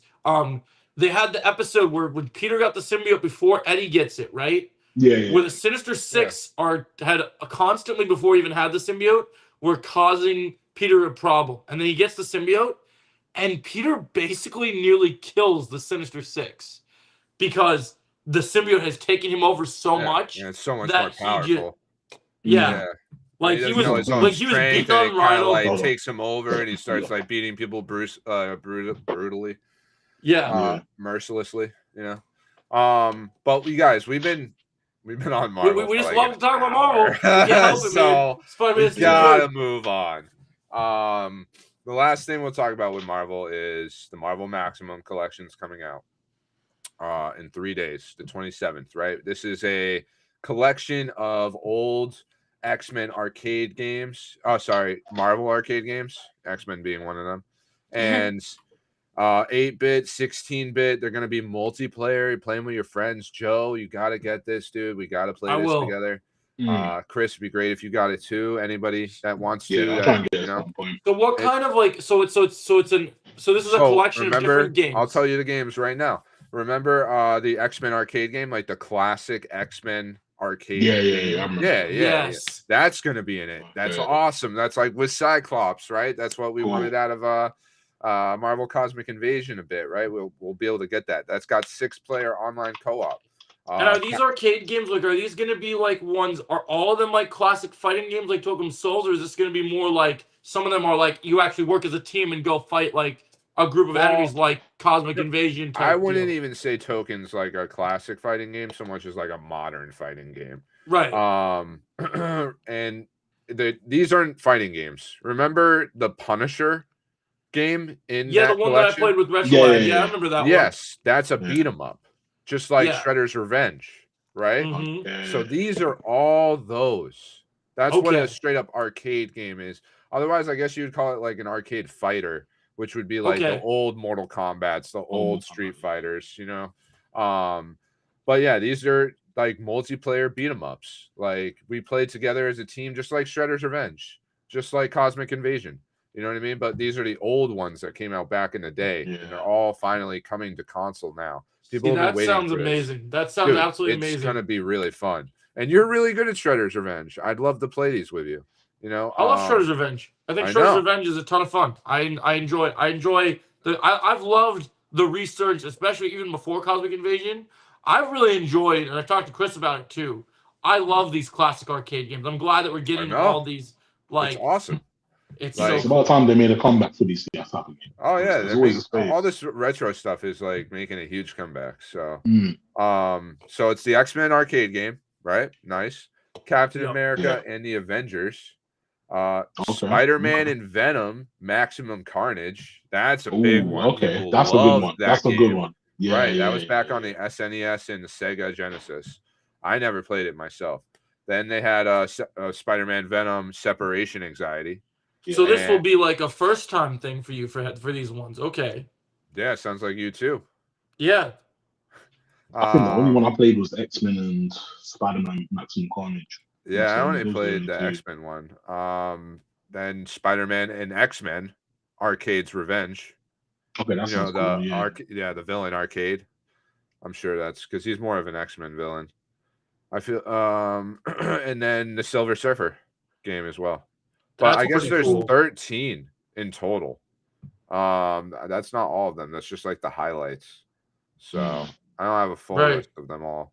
But I did also have on those were confirmed from the initial 6 announced. But those were confirmed. Okay, that's what I'm seeing. Okay, cool. I'm down. Yeah, no, that would be really fun. Too. What was it? I heard. I heard something about there was also so like on Marvel fighting on Marvel game stuff. I also heard 2 things recently, and I wonder if Kenna knows about this too. But there was 3 Marvel's Avengers announcement, not Marvel's Avengers, Marvel Rivals announcements I heard recently. About what specifically? So because I know a lot of things. So a couple different things. So I do know that while her role is like I was kind of hearing Vanguard things about her, now it's kind of unfortunately sounding more DPS stuff sounding on I the literally Black don't Cat. care. I'll just take Black Cat. I don't care Right. what You role don't she even care is. what role I'll it is, play She's a right? her. I don't care. DPS, dude. She's a DPS. I Of don't. course, she's a DPS. I Yeah, don't care anymore. but then I'm even hearing like because of that, we're actually gonna get in potentially May and probably June. I'm hearing we're gonna probably get Devil Dinosaur as a Vanguard, and then we're gonna get That's cool. and then eventually we're gonna get the one we've been waiting for, which is the next month. We're gonna get Cyclops. Cyclops. Now, the Ah. reason why they're holding off on About time. Cyclops and giving us Devil Dinosaur first is because it's looking like he's definitely going to be a DPS. And if Black Cat is a DPS, I think they definitely want to space it out. So, Yeah, man, that's But what then the they've other been two doing. thing- They're like, hey, here's something, another DPS. Here's a tank, another DPS. And then some seasons they've even been like, hey, 2 DPS. It's like, stop. yeah, it's annoying. Mm. And then the other two things I heard was apparently the devs for Marvel's Rivals know about certain things in Doomsday. Like they've been having conversation with Kevin Feige because they said that with their new thing next month. Remember, April is the first month of Path to Doomsday, so we're getting a new PvE mode with where one of us plays as Loki, and then everybody else has to like Hulk is a summoning character where you play the other Marvel characters and you get hunted by Loki, which is gonna be pretty interesting. And so that starts like new skins, new modes, new systems, all that stuff. And they said that in order to do this Path to Doomsday thing outright, they know certain things about Doomsday, so they can do certain things, use certain characters. So I thought that was kind of interesting. I also heard something about apparently in Marvel Comics, they're saying Marvel Rivals because they made those Marvel Comics with Rivals and stuff. That I guess Marvel Rivals is canon to the Marvel Comics now. Like they're saying that's a thing. So I thought it was kind of interesting. I was like, oh, that's interesting. They're considering that a part of the canon when it's meant to be its own thing, but whatever. Yeah, Well, I mean, the whole thing about how Rivals, the whole story of Rivals, even though it's not a story-based game, the whole thing is that everyone is coming from different timelines to fight the two Yep. Dooms. So that technically makes sense. Because, like, Psylocke, for example, she's, that version of Psylocke, she's from the Ultimate X-Men comic run, written by Okay. Peach Momoko. Who's a very talented artist and actually has done collaborations with like skins and Rivals where like they take her art and then they make them into a skin in the game. That's So pretty cool. I guess that makes sense. I mean, it's canon in its own little area. Truly. And of course, the last Rivals thing is that in terms of if you guys buy any skins, this week there is a new Cloak and Dagger skin. There is. I'm gonna get that one. And I'm looking forward to the Cap football player one because I like the idea of being Captain America, being a tank, and being able to bulldoze it through people. It seems kind of fun. But yeah, what's our next? Also, last thing about Marvel Rivals, really, White Fox came out, and we did not talk about. We it. didn't talk about White Fox yet. Yeah, she's cool. I will say she has one disadvantage, and it's simply I know that she seems to be very weak in comparison to every character, but I don't think it's because she is weak. It's because she's balanced against every other character that is incredibly unbalanced in the game. Yeah, so that's why she seems. I did have good news on that though too. So just like the skins come out tomorrow, I heard something recently about tomorrow because today's the 25th because yesterday was the 24th. I heard the 26th we're getting a new patch, and in the new patch, White Fox has some new add-ons, like they're fixing some new buffs. So they're gonna make her unbalanced to equal. I guess because people complained. I don't know. There was some interesting balances between different characters. I will say though, she is pretty balanced, but I will say her kits do some It's very little tweaks that her kits need, like her 3 tails to charge up. That could be touched up a bit, but overall, I think she's really cool and unique to play. But she is hard. I think if you really don't know what what to do with her, she can be hard to like try to catch up to everybody else in your team. Oh yeah, I the heard Fortnite about that, collab. Adrian. Yeah, with Magic Yeah. and Luna, yeah. Yeah, so I think that's kind of cool. So Oh, yeah, there's Marvel gonna be more Rivals. disco skins as well. New Oh, they're skins saying for more disco skins are coming. Okay. disco skins for Star-Lord, Namor, and Magic. Magic and Star-Lord you will have to buy, but Namor's disco skin will be free. Does Magneto have one? Magneto does not have a disco skin, no. He does needs not have one a with Also, if you giant guys disco had ball. been- Oh, Giant disco I If you know. guys had been Yeah, playing disco skin. Rivals, make sure you guys collect do all your quests so you get your Deadpool free skin. Oh, I already did that. Yeah, I got mine last night, so I just The thought it was blue, important. I think it's okay. You know, it's a free skin, so it's fine. I prefer the gold one that I have. I think it looks Yeah, I like better. the gold one too because I earned that one by getting far in comp. So it's like, Right? yeah. All right. So what's our next thing, Luke? Yeah. What is our next thing? That's a good question. Popcorn. Popcorn, Luke.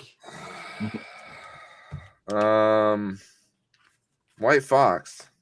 Well, we did talk about White Fox already. No, I'm just kidding. He just loves to talk about White Fox. I did I buy love this White season's Fox. battle pass because there's a penny skin and it looks awfully like Coraline, so with a little doll eye, so I had to get that. I haven't reached it yet in the page, but Yeah, I've been working on the battle pass. I just got Hawkeye today. His white Nice. Hawkeye.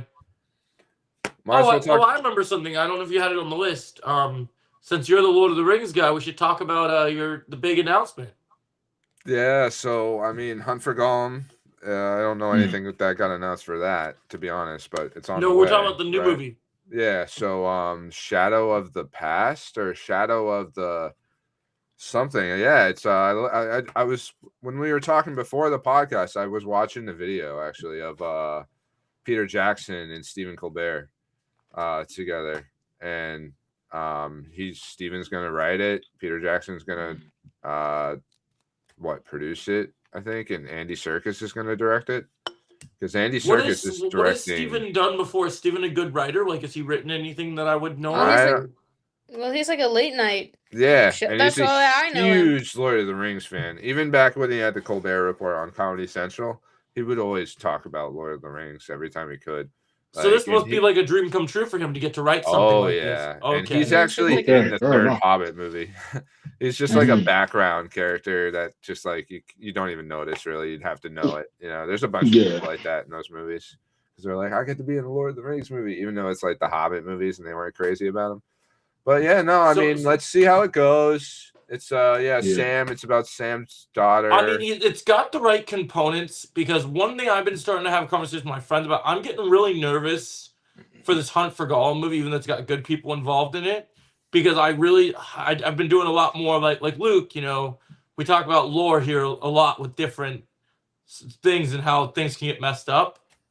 This Hunt for Gollum movie worries me because it's really not something that has a lot of story to tell.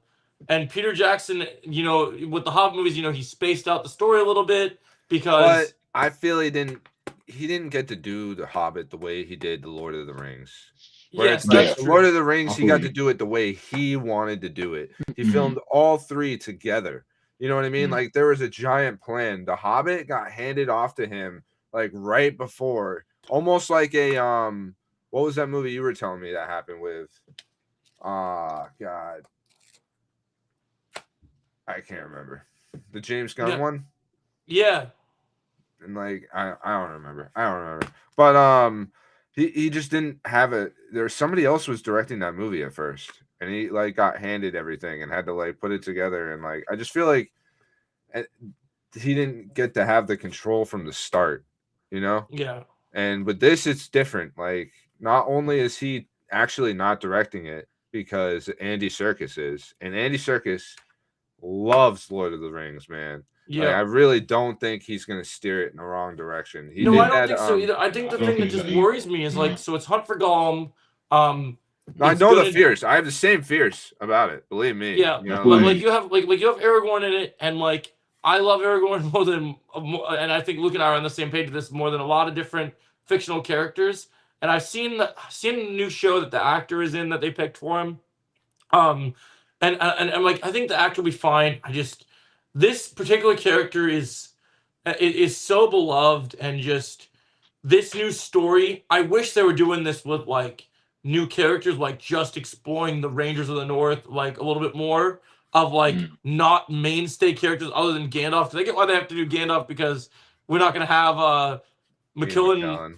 Yeah. for much longer, so I get it. Yeah. But when it comes to Aragorn, I really wish we would have done new characters. I'm just really concerned because one, jumping from Viggo Mortensen, who wasn't even originally wanting to be Aragorn and then got cast as like a last minute thing and became the guy, and then he doesn't want to de-age or deep fake whatever nonsense. Good for him. But then we got this guy, and it's like, I get it, young Aragorn, but the thing that concerns me is like, if this was just one movie and they did a really cool movie, awesome. But I've been hearing before this new sequel to Return of the King thing came out that they wanted to make this movie into a trilogy recently, and I'm like, that's what concerns me. Is the Hunt for Gollum story isn't that big, and then now they're trying to expand it beyond what it actually is. Yeah, they don't need to. There's going to be a lot of filler in those 3 movies. Yes, it's concerning. Like for this Return of the nah. King sequel, I'm all in because I see story potential, and I like that the characters in this, I think are actually characters I do want to know about. Like, okay, we're continuing Frodo Pass, we're continuing with other hobbits, we're telling a new story. That's now the one thing. My one gripe is following up Return of the King is going to be hard because that is. Well, I feel like it's pinnacle. not going to be as epic as a story. You know what I mean? Like, yeah, I mean that story's kind of done anyway. So it's like it's now. As long as it's just a new thing. We get to see some of the characters we didn't get to focus on as much. We get new characters. We get a new story. I'll just be happy to be in Middle Earth for good stuff. Anything that's not Rings of Power, I'll be happy with. And I mean, the way we talk about like Rings of Power, the Hobbit movies, like that's how all these other people feel too. And Lord of the Rings really has this passionate fan base to it. So like, even the people that work on it, you know. So I feel like they're gonna work harder. I mean, Andy Serkis is quality content. We're definitely in good hands with Andy Serkis. Right. I don't think Andy Serkis will steer us wrong. He has I do believe in that. Out that where he does all the characters of Lord of the Rings, right? And people like say it's so good, and I could see that just from his Gollum voice, and I've heard a little bit. If Peter Jackson is so involved with both these movies, like they were saying, I know he was involved with this new sequel one. I'm not sure how about the Hunt for Gollum one. I'd hope he's involved, but I mean, that's the thing. Like with creatively, like if you have your creator so involved and it is really good, then this could be really good. I mean, I think there's potential. I do think there is potential. I do think it does have, like, the news of this coming out to me comes out of nowhere because we had just been hearing about Hunt for Gollum, and now we're hearing about this Return of the King sequel just out of nowhere. Just kind of. Yeah, I know, and I like as a huge Lord of the Rings fan, I'm just kind of like not paying attention to it, to be honest. Like I literally like watch it when it comes out, and I'll be like, all right, or no, you know, like depending on, or like I guess it depends how it turns out, right? I'm not getting hyped up for it though. I refuse. No, to. I'm not hyped. Yeah, I'm kind of like, because if it disappoints, I'm kind of like Palpatine right now. I'm like, I'll watch your career with great interest and see what happens. That's kind of a good way to look at it. Sure. So why don't we move on to the HBO shows? Yeah, you guys got to do your segment. Me and Chris will. Oh, Chris, did you watch those shows, Chris? Yeah, I watched. I'm on episode. You three discuss it. And then 3 of DTF, so I'm allowed to watch. DTF and Rooster. Right. I don't think I. So yeah, me, Kenna, and Chris have watched DTF. But Kenna's really the only one to have watched Rooster. So okay. Well, we'll start with DTF. Obviously. Yeah. I think it's a really good show. Like a little bit of a murder mystery. Like I think the name is actually kind of a throw off. Like it's kind of a catchy name to get. Like I don't even think it's really all that much about this app called DTF as much as like it's about these two guys and their friendship and like their relationships. Right, that surround that. Exactly. You know, the DTF part's like kind of just like a more minor. I'm on mute right now. segment of it, but that might come back around to be the biggest part of the story, I feel like, and that's part of why what it is. Yeah. I know you're not quite caught up to us, Chris, but like where I'm at, where like it just feels like I want a little bit more out of the show now. Like I really like the show. But Right. like I'm kind of like, is this it for the story? Like, is there gonna be another twist? Like, I feel like because Or like like how what many you. Oh, there's like sorry. the 4 more episodes. Like, how much more can you really? Right, Like, suspense, like, or There's got to be something. twist. It's got to Right, be some something. crazy You know what I mean? twist. Yeah. Right, because there's just too much story left to tell to not have it. Like, because it feels like right now we're like we know everything. Like you're Right. not quite there, but you'll be there Mhm. soon. You know what I mean? Mhm. Like I just feel like In the it's third got to episode. throw us on our head And I or something. mean, like you said the last time we talked about the show, I do hope like if we were to get season 2 of this, it's like different characters, like the like White Lotus, you know, that thing where it's like a Right. different And group it's of like people. because it's called DTF St. Louis, so like maybe you get like DTF LA or DTF Right. New York And I think or something. and it essentially the premise would be the same where it's like it's people's relationships with each other that just so happens to be around the DTF app to keep it consistent with the Right. title. Yeah. And maybe I they think do that could be famous really actors.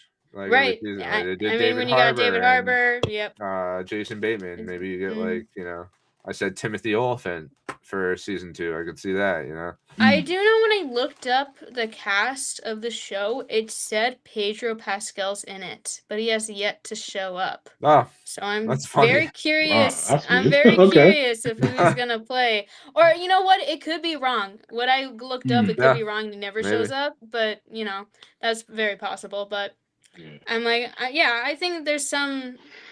I like how weird it is. Like, but it's like weird, but it's not in your face. It's like Is this very. Rooster we're talking about, or is this? No, we're DTF. talking about DTF. DTF. It's like. I mean, really, I really like the premise. Like, it's very mundane in the sense of like, Right. okay, this is like the wife, the husband, and then like their stepson or his stepson trying to bond with his son. I really like that first aspect in the first episode where they're doing the therapy together. Right. I thought that was funny. Like the awkwardness, like Stepdad.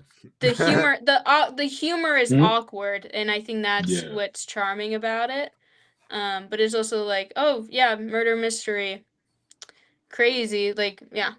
Yeah, you already know who's dead, like at the Mhm. beginning of the show, and it's like, how do we Yeah, get pretty there? much. Yeah. Right, Yeah. and it At kind of first, throws I was you off, and nervous. it's like, you know. Yeah. At first, I was nervous where like I learned that like he is dead, and then like, oh, we're just never gonna see him again. But no, he still returns in episodes, but it's in flashbacks essentially Right. because they're trying to Yeah. investigate. And I think he does a very good job with that character. I like David Harbour more in this than I've liked him in anything, to be honest. Like for real, I like really like him, and like it's nice to just see him play a more low key character. I feel like Right, Yeah, instead of like the yeah. tough or gruffy, yeah. right Or the Guardian or Red the Guardian or Red Yeah. Guardian and which I'm Hopper not crazy Yeah. about. Frankenstein.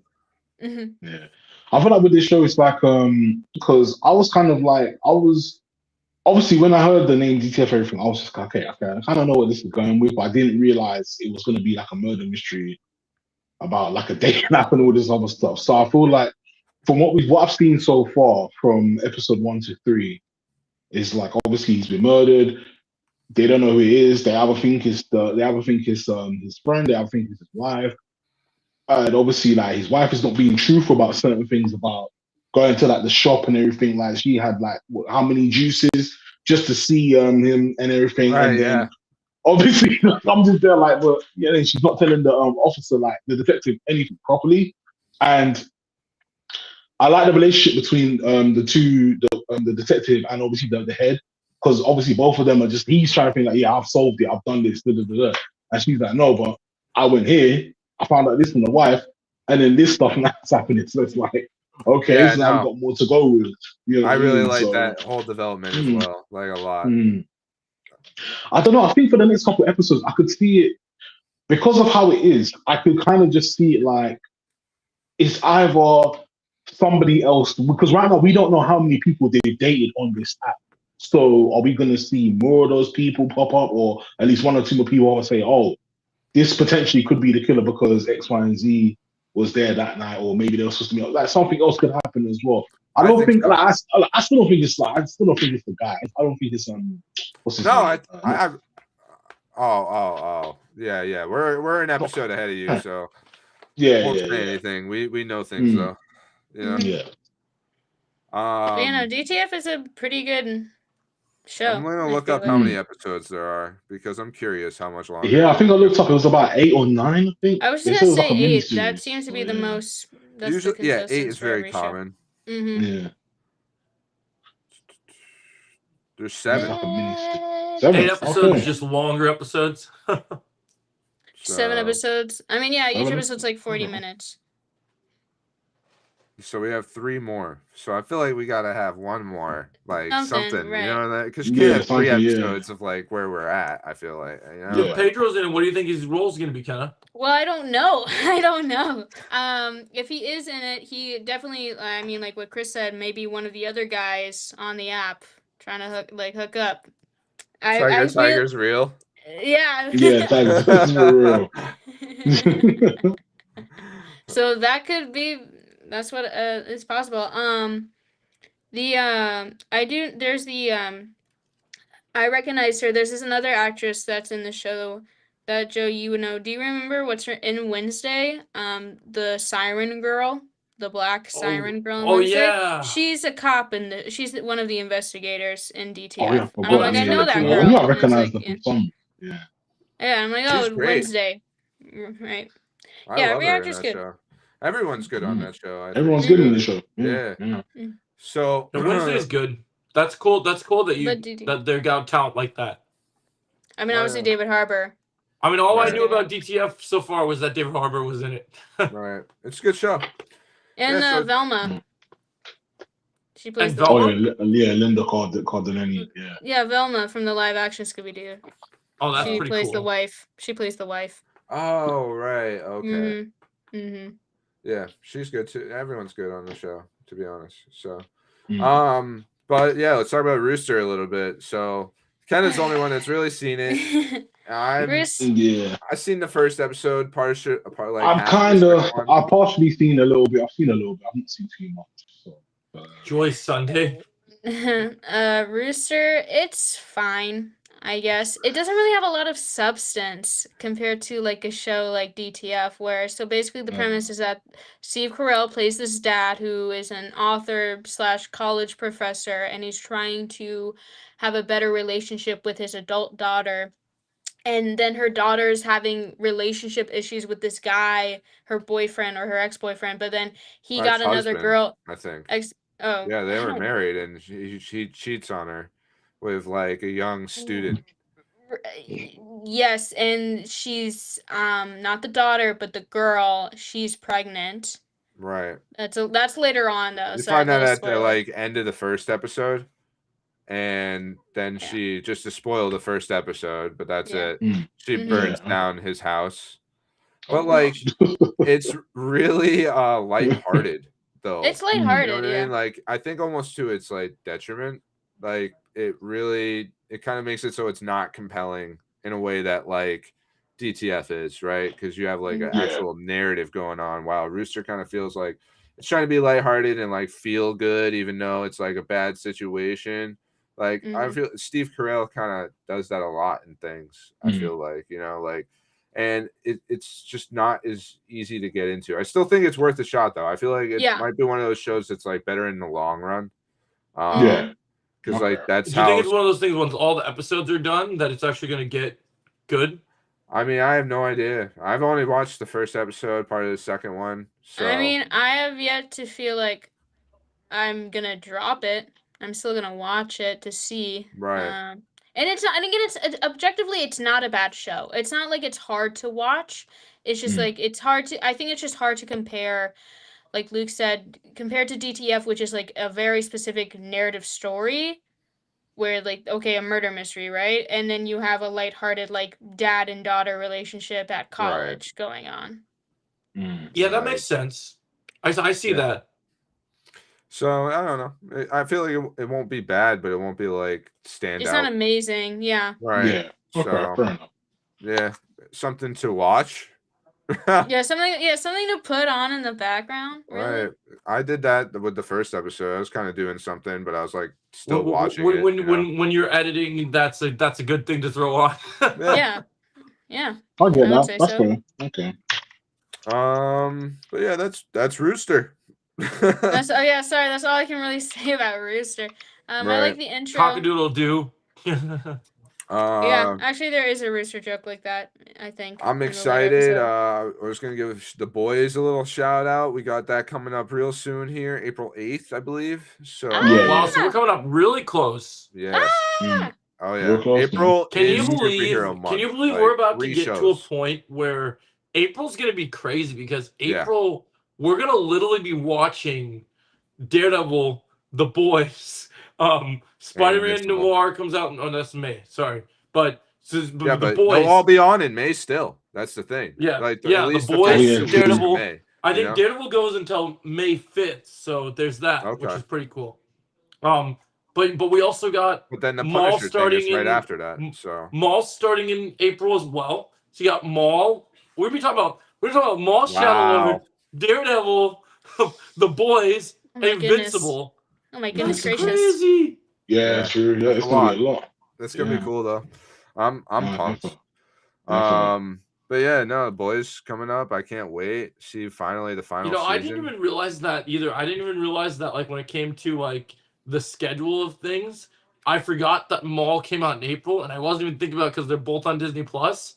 I wasn't even thinking about how tricky of a schedule that is for them. Like imagine having Daredevil and Maul compete against each other. That's got to be kind of wild. I mean, feel like either they'll way, they'll feed make into each money other. because it's from Disney, both of them. So People will they'll be make like, Yeah. "Oh my god, a good Marvel show and a good Star Wars show." Like people will be pumped. Bro, I mean, people are yeah. eating Yeah, good if no, that for if real. Maul is Definitely. anywhere to Right. the quality of Daredevil in like an animated like terms, I think we're gonna be in some good stuff. People are already gonna be like, "Dave Filoni."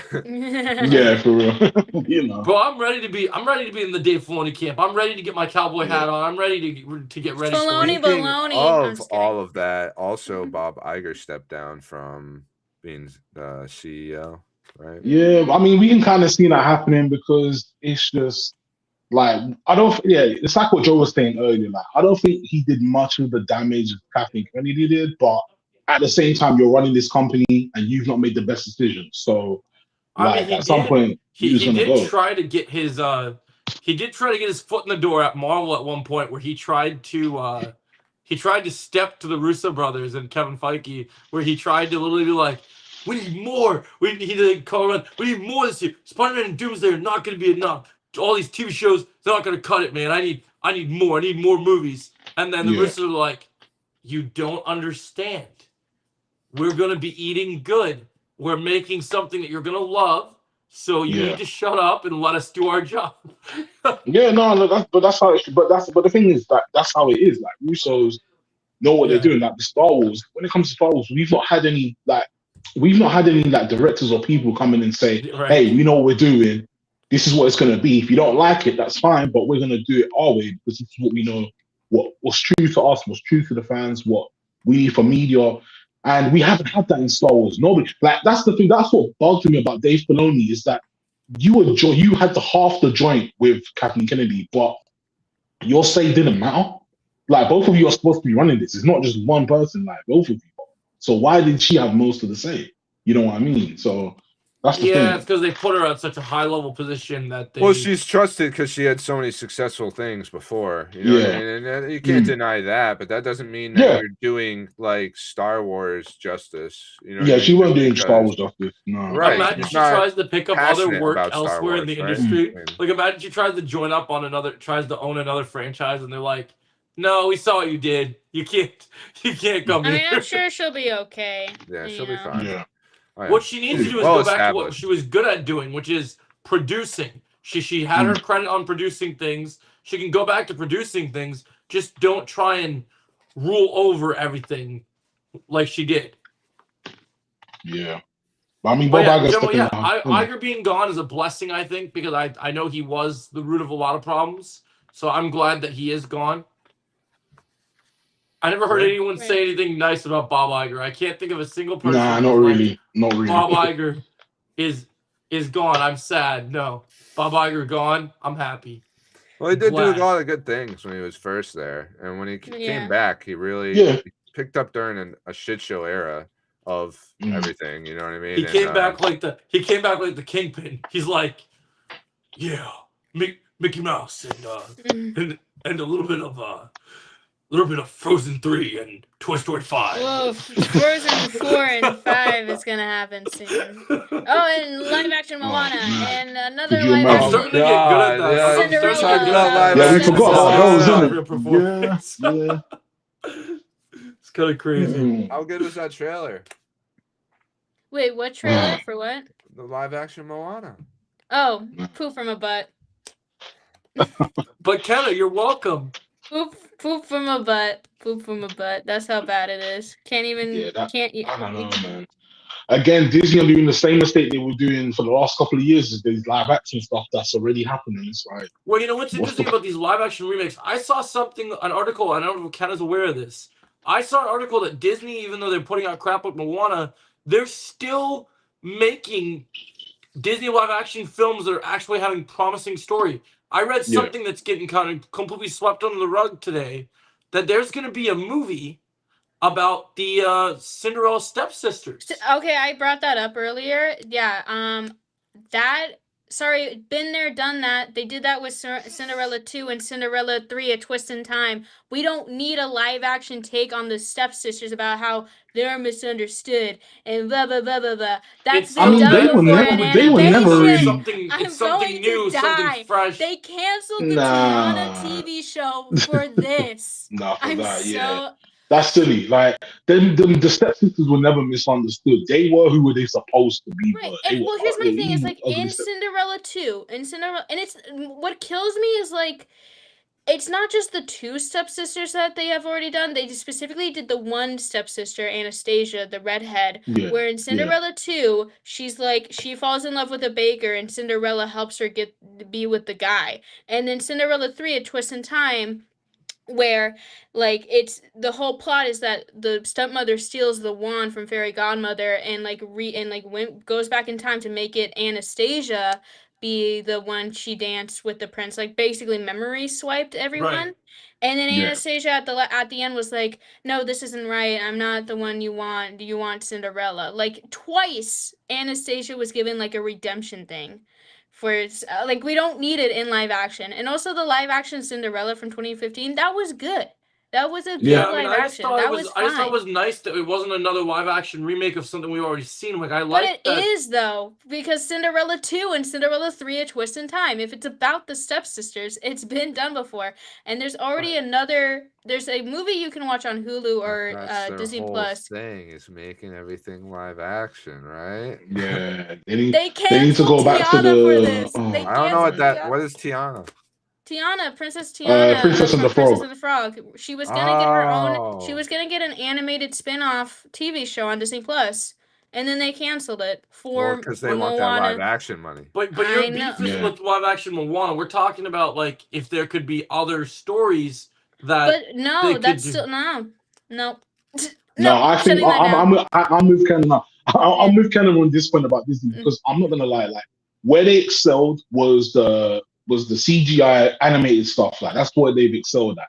Live Yeah. action only works for a certain amount of films, but Mhm. after I Right. saw Milan, after I saw flipping, I was like, yeah, I'm done. Well, Disney, why And aren't they also, doing again, it's stories like- that people actually want Like, to you know. see? Like, why are we not getting the Black But here's the Cauldron? thing: nobody Why wants are we to not see getting, a story. Nobody wants to see a story about the stepsisters because that's been done before. Not just Disney, Right. but like there was a movie called I think called Ugly Stepsister, which actually oh that was yeah, good. yeah.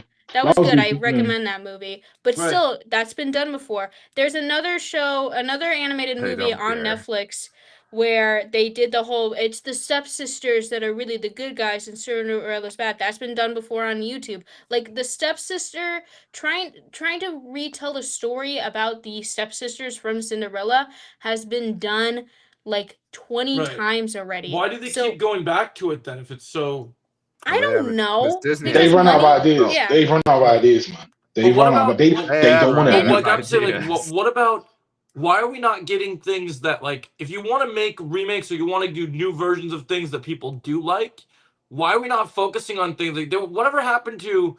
There was some report that we're doing a live action Atlantis. Whatever happened to Atlantis? Yeah, that I We heard a started live hearing action we Hercules. started hearing Like I about. don't know what's Well, going there's on a over live there. action Like, Tangled, that's happening. And here's my thing is like if when you what people I think people wouldn't have such a the reason why like Cinderella live action gets praised for so much for yeah, being a decent adaptation is not mm, just because of how it handles the story, but just the way it looks. It looks like what a fairy tale should look like Yeah, in live yeah, action. And after that, that especially very prevalent in Moana, where everything's so dull and like gray looking when it's supposed to be a movie about like, the ocean. colorful Like it should stuff. be Yeah, summer, yeah, bright, like that yeah, should be the vibe. Like Aladdin was incredibly dark for the magic carpet ride sequence when that should be like glittery yeah. stars That like a should be romantic like right yeah, and yeah. like fucking look at the Lion King like live Yeah, Lion action, King was dull. Like, well, I the mean, it, problem is that's that the the like thing. I feel people like when it that comes to they're live giving these action, what's projects to people that don't understand the source material, and it's just infuriating. well, and also here's the thing though. The difference what Disney is having a hard time, I think, with these live action adaptations of their animated films is that the reason why the animated films were so good is simply because they were in animation in the format they were in. That's why it looks better. That's why the characters look better because they were made for animation. I mean, if So they then when cared you for take some, something animated and then either translate it into like CGI or trying to make it look realistic, like yeah, the crabs, like Tamatoa and Sebastian, for example, they look like real crabs. That's going to be uncanny. That doesn't look right compared to how they we looked saw like in that. the Even though I original know you movie. liked the Little Mermaid movie, I did I like the Little Mermaid movie for. I think it is not perfect. It definitely has its issues, but it's not the worst live action, I yeah, don't think. yeah. I think I the I think worst one feel of live you. the well, action. I just think one of the problems with these live action remakes is like when you mentioned like the CGI and stuff is like these animals. If Right. in an anime movie you get Talking great animal. characterization, like my problem with the Little Mermaid one was I know how do you not Flotsam and have the Jetsam. eels talking? It's like Right. it takes away the But you characters of have who they Sebastian were. and Flounder still speak, right? It's like how realistic do you want it to be, and how more? Because here's the thing: is like when you try to use live action but make it more cartoony, like live people Mm, acting cartoony, that's not gonna read right. That's gonna be a little wacky, especially, and I don't think that's what they're going for. While again, in animation, the wackiness or the very cartoony movements and like phrases that works better because it's an animation. I think we Um, need to start a petition to cancel Moana and just give us the well, Tiana project. I really think, and also, I saw a great take. The problem with Moana That's is hilarious. I love that. the mm, the problem with Moana, the live action Moana, is like the only certain the very specific charm, at least what made the live actions worth rewatching, is seeing these different actors taking on these roles. Like, like yeah, what's her name? Like, fuck, what's her name? I guess Emma Stone for like Cruella, for example, right? But we're seeing Maui. No, sorry, we're seeing The Rock play Maui again. Why? Why would you want to see that when you could just hear his voice in a way And better like I told you on the acting phone, in the yeah, Kenna, original this film? obviously Disney had their That's reasons for what making they this movie. planned. Is This the is what they oh, planned. They yeah. I wanted to mean, do this from the it's start. They're like, crazy. we're making this DLAU? movie and we'll make a live action of it one day with the rocks in Yeah, it. We'll it's just, like, I swear to and God. that's the The thing. Like, and that's the DLAU? thing. People The will eat this DL up like if like no other word. Like, you know what I mean? People will eat this up. That's the thing. Like Mhm. the only three live action films from Disney I could honestly say that were really good was Cinderella, Beauty and the Beast, and The Jungle Book. That was it. Those three are like for me that was cool. Jungle Book After was that, good. it's just kind of just like I like Cruella, but I don't consider whatever, Cruella to be a you live know? action remake because it's not remaking something; it's Well, doing a also, new can I say story. something? Live action 101 Dalmatians already existed. It existed Yeah, true. Yeah, before. we don't need to see that And that again. was We don't good. need to That was see good, actually. Not gonna that. lie, that Yeah, was good. That yeah. was No, it good. was. It was. Right It on was. that one, that was So, good. But I'm just talking like in general. that's a new story. I liked that movie because it was a Right. new story. It Well, wasn't Corella. Yeah, trying no, to do definitely. Or like remake. Maleficent, I guess. You know, it's not a live action Sleeping Beauty. I it's didn't more like live the action. first movie. I did like the second one. Really? I think I like the first one more I than the don't like second how one. they portrayed King Stefan in the first movie. Well, well, obviously this is more of like, well, it's really Maleficent who's not the bad guy. It's King Stefan who's the bad guy because he Right. he treated her bad. I so like, just loved so much in the original Sleeping Beauty how King Stefan was this nice, kind-hearted. well, yeah, but that's because again, like you're saying, it's a new story. It's a different take. We can't have King Stefan be a nice guy, but then also trying to make it seem like Maleficent is also a good guy, not a bad guy. Yeah. Like Yeah, well, something's got to give. Something's got to change. You gotta give her proper motivation to act the way that she acts, and King Stefan. I'm glad that like over when I first watched it, I didn't like it, but then the more I watch it, now I actually accept it and like it a lot more because, like you said, it is a new take. It is really nice. Like at least they took a risk. And like I'm saying, like it's just sad because not only are they remaking these movies, but like with Moana 1, it hasn't been long enough to do a live action remake. And I still stand by what I said. You know what I don't like as well? Because like Cinderella Sleeping Beauty, that's from like in like Alice in Wonderland, that's like from the 1950s. And then when you make a movie of it in 2016, a live action remake, that makes sense. But then you have Moana that came out in 2016, and then in 2026 you're doing live action. Like that's not planned it. And I hope the Tangled one will be good because they got Catherine Hahn in there. The cast is pretty good. Yeah, Tangled. Hopefully it will be decent. But my question is, if you're gonna do these live action remakes, you're gonna do stories that people actually care about. If you want to remake something, give us a live action Black Cauldron. Give us an Atlantis. Give us a right. Because here's my thing about the live action. What obviously with Moana and like. What I'm nervous about Tangled is like again the whimsiness, the very fair, like that's why Cinderella was so good as a live action. It's like a lot of people complain about how the Mulan live action had like no songs, not Mushu, not right. It wasn't very fantastical anymore. But if you were to rewatch the Cinderella 2015, yes, the mice are still there and the cat and Lucifer are still there, but they don't talk. Cinderella only has one song that she sings, but it's not a song from the original movie. The fairy godmother doesn't sing. Like Bibbidi Bobbidi Boo, but it works because it's still very fairy tale-esque. It's still true to the story. And Mulan could have done that with like the no singing, but like they could have at least kept Mushu and have him be like the ancestor and like still have that the fantastical part. And that's what I think the live actions really lack right now is that it's like, okay, this isn't really a fairy tale anymore. This is just and let me add to that. Let me talk about this. We're getting Toy Story 5 when we could be getting other things as well. Right. So where the money's going is like I don't want to see Toy. For me, Toy Story ended with number 3. That's where it should have ended. Because it was the best one. It was the best one. Left it alone. I don't know why they're still trying to push this. I mean, I'm still interested in Incredibles 3 if Incredibles 3 ever comes out, but like I hope even that. You're right, yeah.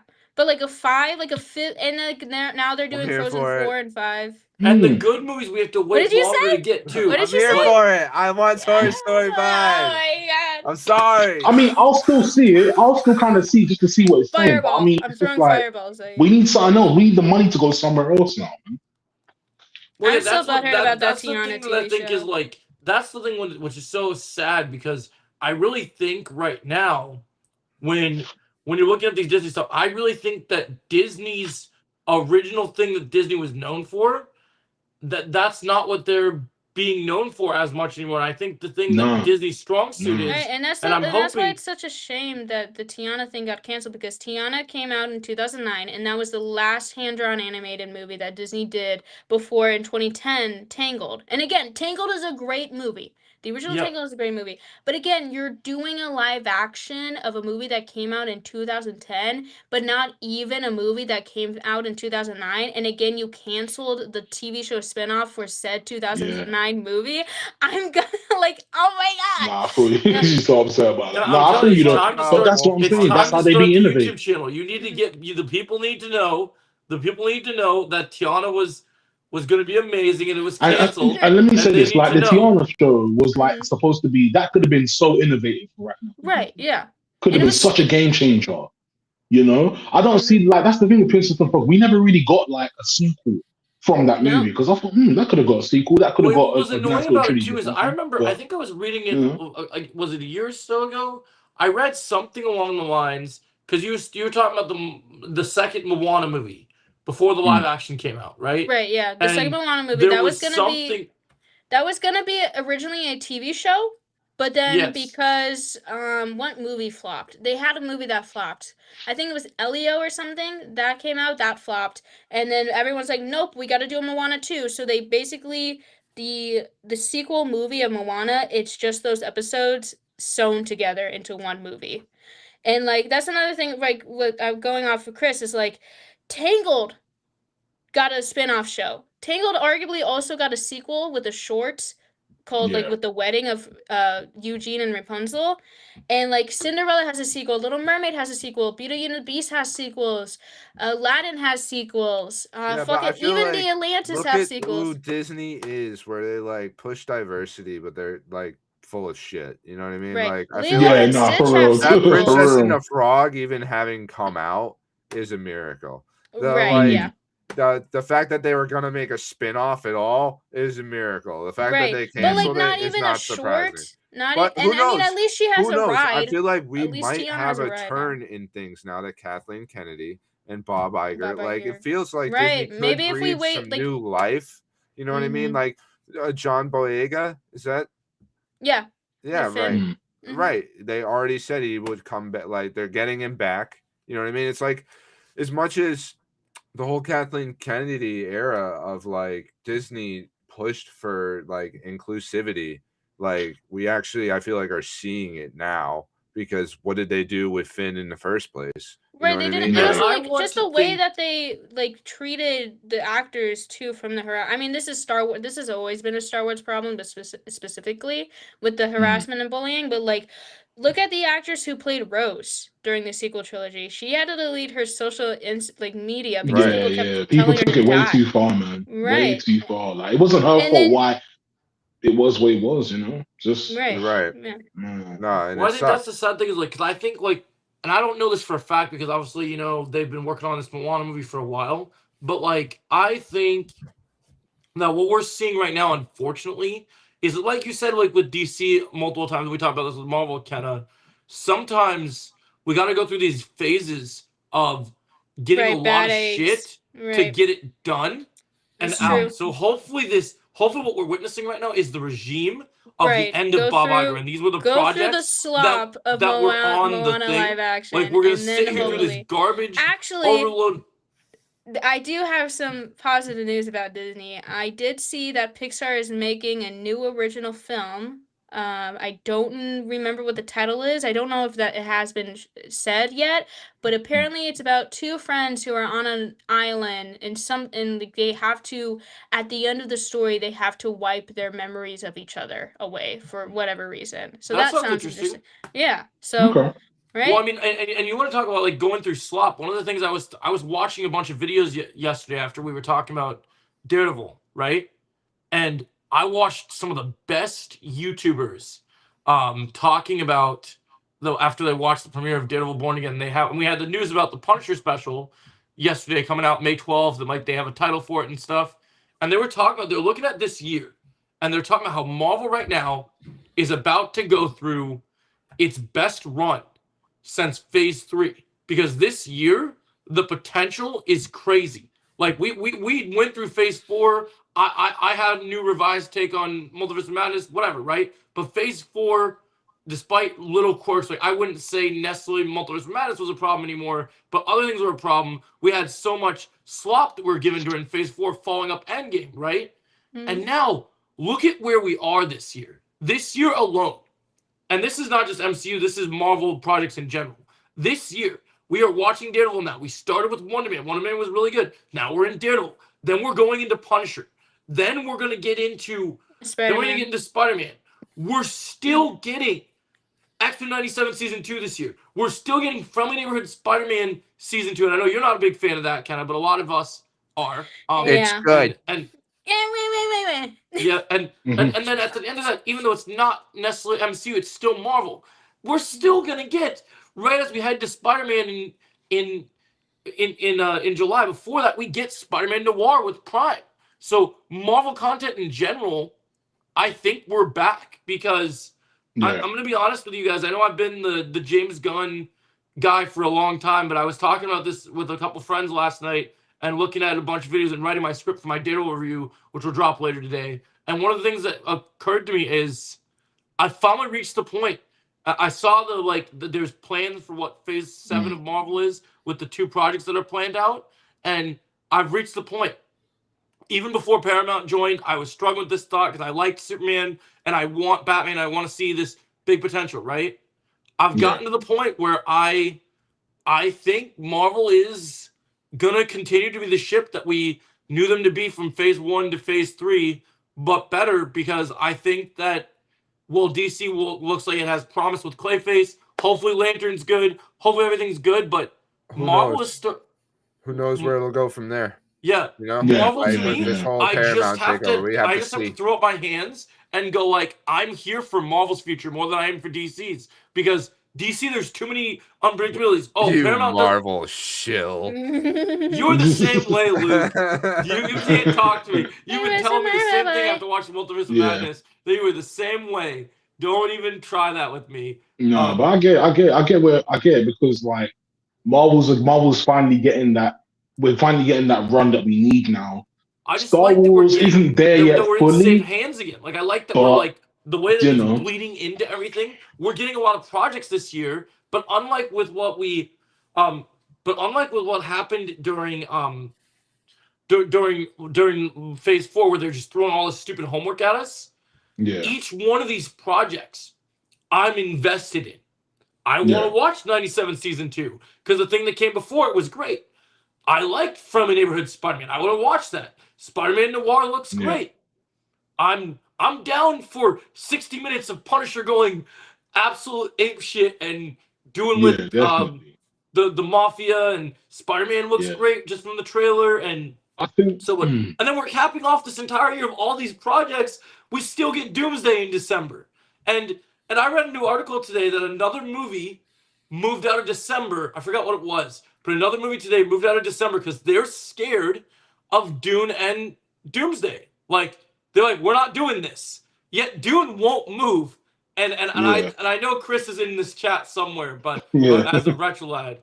yeah, Oh, I Go betrayed ahead. you going to Marvel? Oh well, bro. You were supposed Look. to destroy the Sith, not join them. Bro, I'm sorry, Chris. I want DC. nah, but I want DC to be really good, but I just don't think it's going to get the chance that we want it to get because yeah, now like, this whole Paramount stuff and just the tables have turned. It just We have to plus see. Luke and I talked Yeah. about this. It's the thing that really bothers me. The reason why I'm so concerned about DC is we're entering to the biggest comic book storyline in Marvel that's ever existed in the Marvel comics, and DC can't even get Batman. Like what about Batman? Like yeah, there how was a many lot of more things months that are we we, gonna yeah, sit here? yeah. I keep hearing rumors of Wonder Woman being casted. We don't know nothing about Batman. Like what about Batman? Oh, Patson's Batman Yeah, over nah, here. for real. But what about So, Batman? yeah. There's nothing about And Batman. there was Yeah, so much you know. talk about it for a while there. It Yeah, was for real. last Now Like, it's I just keep kind of hearing died about down. Alan Richardson, Brandon Squinar, Paul Kelly now is and the then new just one I no hear Yeah. talk about. I'm like, anymore. They're just like, I all mean, right, yeah, you know, like I said, like with Marvel, that Marvel's getting that good run. Star Wars isn't there yet, but after more, maybe after Mandu and Grogu, we can see something. I feel like because Ken is a big like Disney fan, Disney at its core is animated Pixar type of yeah. stuff. So yeah, you just unfortunately you just gotta wait until the stuff that comes out that's really bad, you have to see that first. And then hopefully going forward for the next couple of years, you get to see like a new live action stories, new animated type of stories that Disney are actually putting real effort into because that's Yeah. all you want. Like Like I I'm think for telling the you, like last well, I haven't seen really like a good princess story in a while from Disney. Right, And Disney yeah. used to be really good at that. I mean, it But would be now, amazing to get back to like I love that we're getting their other IPs back to what we need them to be, but they need to get back to their roots on their original stuff and cool. Pixar's doing a new thing. Okay, we're getting Incredibles 3. Hopefully, it's awesome. But like, this Tiana thing, like that you're talking about, Kenna, you know, it sounded like something that's truly. I mean, gonna- I'm just very personal about it because Tiana was like my first movie when I was like 3 years old, and then I was like obsessed with it forever, obviously. So I mean, she No, it's a good watched. film. but She Princess and the watched Frog is a Princess good and the film. Frog I mean, almost 10 times in its theatrical run. Yep. So And No, true, it's a and then good on the film, man. computer.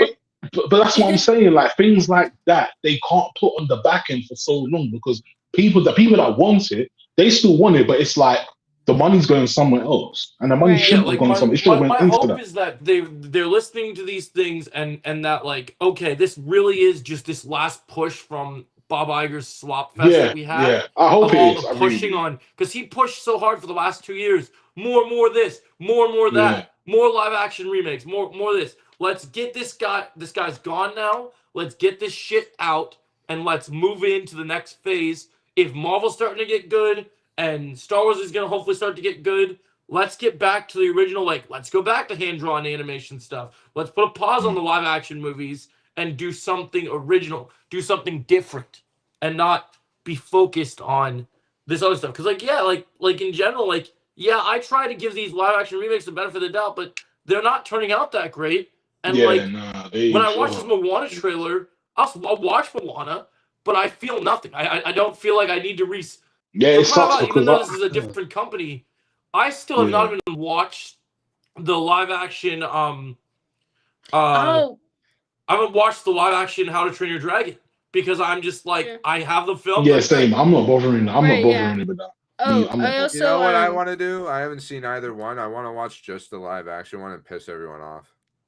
okay.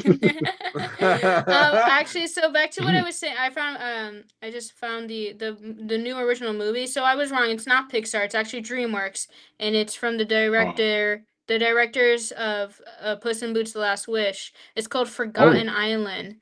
The film Okay. follows two Filipino friends who find themselves stranded in the mystical world of the Forgotten Island of Nakali. They come to find that their only way home might come at an expense of a lifetime of memories and emotions. In theaters September 25th. So, I Okay. mean, DreamWorks is All doing right. fine. I mean, DreamWorks also has like they're doing Shrek 5, right? Yeah. They also I mean, they have their fair share of, my thing is with DreamWorks though, they've been a lot more consistent because right, like Puss in once Boots. like in the early times, once Monsters versus Aliens, and what was that superhero one? Mega Man. Once those Yeah, two came Megamind out, was good. it, Megamind is it was good. over. Like Disney were really like just like in the back end Prince of of that because Egypt. man, What was another? I do know, and also like Sony Animation is doing well. Obviously, Spider-Verse and like K-pop Demon Hunters. There's this movie that came yeah, out. I didn't get to. I don't think it's in theaters anymore, but I'm sure it'll be streaming soon. Called The Goat, where it's literally a goat playing basketball. But like that got a lot of good reviews, so I want to see that. Like it's not, yeah, like live action. The what's it called? The DLAU. The Disney live action universe, right? DLAU. It maybe the hierarchy is about to change with it when it comes yeah, to The Rock being Maui, but Yeah. I don't Wormed know. his I way mean, in somewhere else. He's like, all it's right, not the doom and hierarchy of the gloom. DLAU is about to change. Oh my god. No, but Cool. What's What's that the about? next topic? huh? What's our next thing other than other All than right, kind of ready to speaking of burn Disney Studios remakes. down for? Speaking of Oh. remakes, I guess we should talk about Harry Potter. Oh, right. Oh yeah, Harry Potter. Yeah. The trailer came What'd you out. guys think? That was some trailer, huh? I Oh didn't watch wow, No, it's a good yeah. trailer. Good I trailer. really like honestly. it when Harry Potter said it's pottering time, and then Oh, he okay, Right, potters. that was pretty great. No, but Yeah, I actually, think- it's fine. It's not a bad trailer. It looked better than I thought. I'm gonna Hmm. be honest. Like, definitely gonna see how it actually is when it releases. But I'm like watching it right now, so I'll the give you trailer, Yeah. yeah. I mean, I think the 3 kids that they got for the OG trio is good. I think Yeah. I always defended the Snape casting because I'm like, guys, it's not that big of a deal. It'll be okay. Yeah, Snape yeah, looks yeah. good in the 100%. trailer. Yeah. I mean, again, I'm not really a big. I'm not a pothead. Let me tell you that. I'm not a Potterhead. Yeah, no, I feel So you. um I can't really like I'm not about Harry Potter, so I'm very neutral on it. Yes, the abuse yeah, I will say it will be more I will say the show will be better in the sense when it comes to his abusive aunt and uncle. We didn't see Yeah. his uncle though in the trailer. I find that to be interesting. It's just the aunt. But again, I Now never we'll read the probably see. books. Yeah. Didn't I only watch the movies. I only know I'm just not yeah. I Yeah. will say though, as much as it was not good later on, I will say that I was a pretty big fan of the first Fantastical Beast and Where to Find Them. I thought that was a really good. Oh, you Yeah, the like that first one, Fantasy huh? Beasts was good. Yeah, the first one was Yeah. good. Yeah. I liked that one, but that was the only thing that I was like really into when it came to Harry Yeah. Potter. I Everything think else I'm with like, I don't care. I think with this show, I think with this because I've read the books, I've like watched all the movies and stuff like that. Obviously, like I'm not I think the movies are fine for what they are. Like I still can go back and watch them and stuff. I know there's some people that are still critical because they've read the books and stuff like that. And me, I'm not really like that because I understand some things have got to get cut, some things have got to get like shown, whatever. So like, for people that haven't really read the books like that, I would say just stick with the movies because once you start reading the books, you're gonna be like, oh man, they missed stuff, this, they missed stuff, that. Like there was a lot of good stuff. And don't get me wrong, there was some really good material that they missed out in the movies and stuff because of the books. But I do feel like now that we've got the show, we can kind of see that being brought to life again or being like actually happening and say, oh, so this is what happened in between for like episode movie 1, movie 2. And then I feel like the setting of it as well. Like I liked the quality, like you said, I like the quality of it because I was thinking, how are they gonna do this? I think is this gonna be a good budget or anything? But then I see, I'm like, okay, it's actually good. All the actors and actresses actually look their part and sound their part. The kids as well, they just look Right. like from what I remember, that's how they were. I And just then, watched it.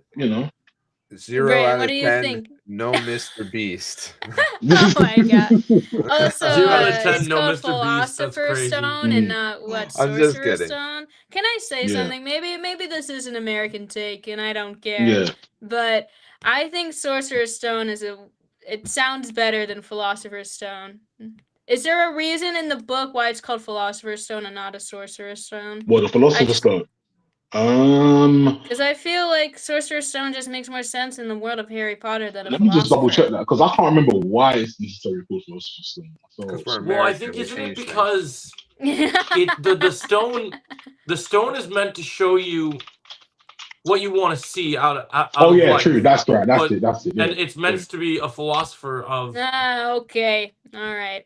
But I do agree with you. The name does sound better. Yeah. Like, Philosopher's Stone is.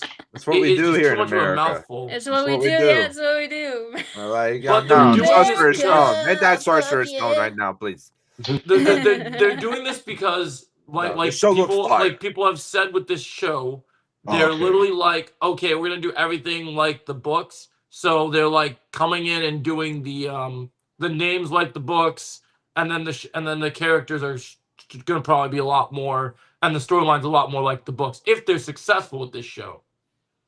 Looks I mean, good, I gotta say. Even I without gotta Mr. say. Yeah. Beast. Without Mr. Beast, it looks very good. Mr. Beast's gonna be in it. Don't worry. He's just. Oh my I like- saw God. someone in our chat was Tom Riddle. dogging on Nick Frost Hagrid, saying he was mad, but I really like what they got with Nick Frost Hagrid. I was a big fan I of think that makes the casting. sense. Yeah, that makes sense to me because I can't really see any other person playing it but him. To be honest with He you, was the Because only I feel like- casting that I was 100% on board with from the moment it was announced. Like when I heard that he was going to be Hagrid, I was like, yeah, finally someone That's that fine. like. Well, did you know that like Hagrid is a suit in Harry Potter? Like, dude, look into this whole thing. Like, they made a suit. Like, Hagrid is a suit, bro. I don't know how to explain this without sounding like an idiot, but I will send you a link, and it will blow your mind. Okay, like, because the dude wasn't actually that big. Yeah, he wasn't. No. No, like it's crazy, and you don't notice it. right? Until you do in certain points and you already know about it, then you kind of can't unsee it. It's so crazy, dude. I'm telling you. It'll be like, what the fuck? I never Yeah, knew. and I think what's interesting as well is I think now that we're getting the Harry Potter show, I think after this, which we should be getting more talk on Hogwarts Legacy too. So Oh after this, boy. yeah. So after this Why series, aren't we all playing Hogwarts Legacy 2. Hogwarts Quidditch? Yeah, I thought I played it for a bit, but It's free to I don't play think now. it's crazy bad, but I just think like, man, I don't know. I think it's because I was expecting Hogwarts Legacy to have the Quidditch aspect. I kind of saw Hogwarts Quidditch online. I was just like, it's I good, but downloaded Street Fighter 6, Chris. I'm gonna beat your butt. oh, yeah, Dang, that's that'd crazy. What's your obsession with fighting games and beating people's butt? be Gotta do Yeah, it. no, I just the one thing I will say is I get this trailer and people are gonna call it good and everything. I'm gonna say it, and I normally am not this person, but I'll be honest. The trailer is good. I'm not like people have had a lot of hype for this Harry Potter show, and this trailer is good. It doesn't really make me go, "Oh, I can't wait to watch this." Like I'll watch it, but I'm not like. It just looks like, okay, HBO Max, Harry Potter. This is it. We're doing the movies into a show, and like I don't know what the word is for it. Like It looks darker. I like that about it. it does personally. look darker. That's true. But it kind of doesn't look, at least this because it's the first trailer, and I think this is a fair criticism. It doesn't have that grand feeling yet. Like and maybe it's just that it's the first trailer, but to me it just doesn't feel like for me the highlight of the trailer was, thank God Snape has hair. I like it. Yeah. I like it so far. Yeah. For real. No, I Good, really man. do. I want to see what they do. I want to see No, how I'm it goes. curious to see what they do. I'm just like, I'm not like watching this and going like, oh, I can't wait for this. Like something just feels like it's missing. It looks amazing. It looks better than Spider-Man. I wouldn't go that That's far. going too far, bro. No, that's going too far. All right. I'm really excited about Spider-Man. I don't know what you're talking about, bro. Yeah. We'll see. all I want for this Harry Potter show is just to show us what's happening in between the movies, or what was No, I really know going that, on. You know what I'm Chris. saying? I understand that. Retro. That's all I really want. So the only thing we got left is Invincible. Yeah. Oh, yeah, No, I totally Invincible. get Yeah, you yeah. on that, copying off the books, and no, I know that. But you still should have You your. guys talk about Invincible. I know everything. I have not watched Invincible, but I don't care because I already know so many things about it. So go right ahead about it. Ooh, what? Why are you looking? Why are you making that face? When you What's gonna wrong watch with you? it? No, that's good. I'll watch it when I can. Yeah.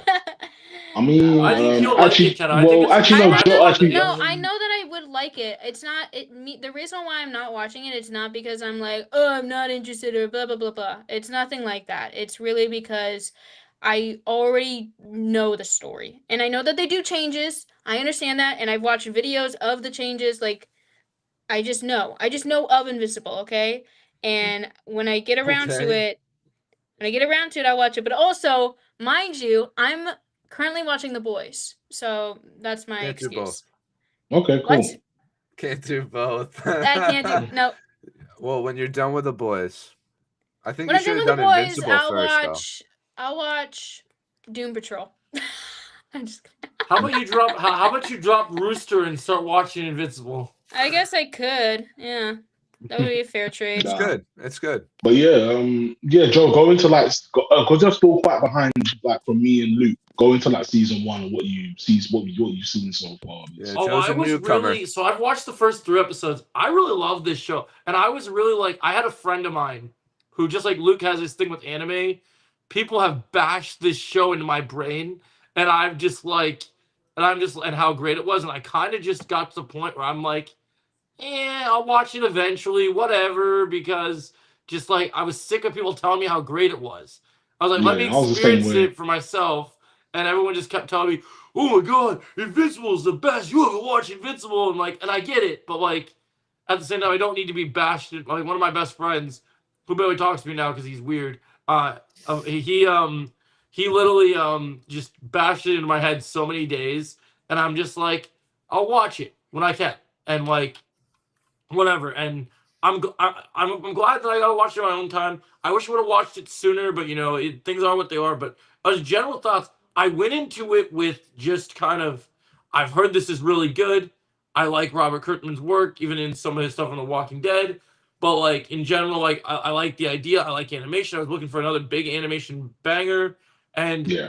I really fell in love in these first 3 episodes with these characters. Just so you guys know, other than like Mark, all I really knew about this show was that I played Mortal Kombat 1 and I like J.K. Simmons as Omni-Man, and I already liked Omni-Man from before watching Invincible. But then watching Invincible, I'm not going to lie, even though I've only seen 3 episodes, I really love Omni-Man.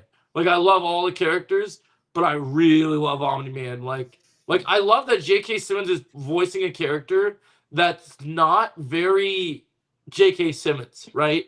Where you're watching this show, you're not getting him yell a bunch and be like, I want pictures of Spider-Man, or I'm Santa Claus, or I'm this thing. Like, it's not very, like, bombastic, I guess is the word for it. I like that he's kind of just very much like, I'm this superhero, and there's mystery to me, and I have a wife, and and this is my son, and Mark, you need to buck up. Sometimes in life, you need to do some hard things, and just... Right. The best word to describe this show is the rated R version of the great with greatest power comes great responsibility Spider-Man quote, because you have that like it feels a lot like Superman and Spider-Man, like kind of put yes, together. absolutely. Right. No, it does, because it's like the abilities of Superman. He's like basically a Kryptonian, but he's a Viltrumite. I'll say this: the ending premiere, more than any other animated or just shows in general, we talk about getting hooked on cliffhangers at the end of the first episode of Daredevil. Bro, I'm not gonna lie. When I saw what happened to some of the other heroes at the end of the episode, the first episode for the premiere, I love that like, one. holy shit, I did not expect that. And it's such a good ending. It hooks you right in, Yeah. No, there's season 1. I think the second episode's the one with the aliens. They come in through the portal. Yeah, I like that episode too. I really like how they establish. I like how they go with different themes too. Like I like how what they did with Eve in the next 2 episodes, like in episode 2 and 3, really impressed me. I really like how she's introduced new, and then like how she connects with Mark and everything, and then I like all the stuff that they have in there. I think it's really cool. The alien thing is interesting. Boyfriend, Rexplode. Yeah, Oh man, I always I like Rexplode because I literally was a big fan of the voice actor, because it was the voice actor he.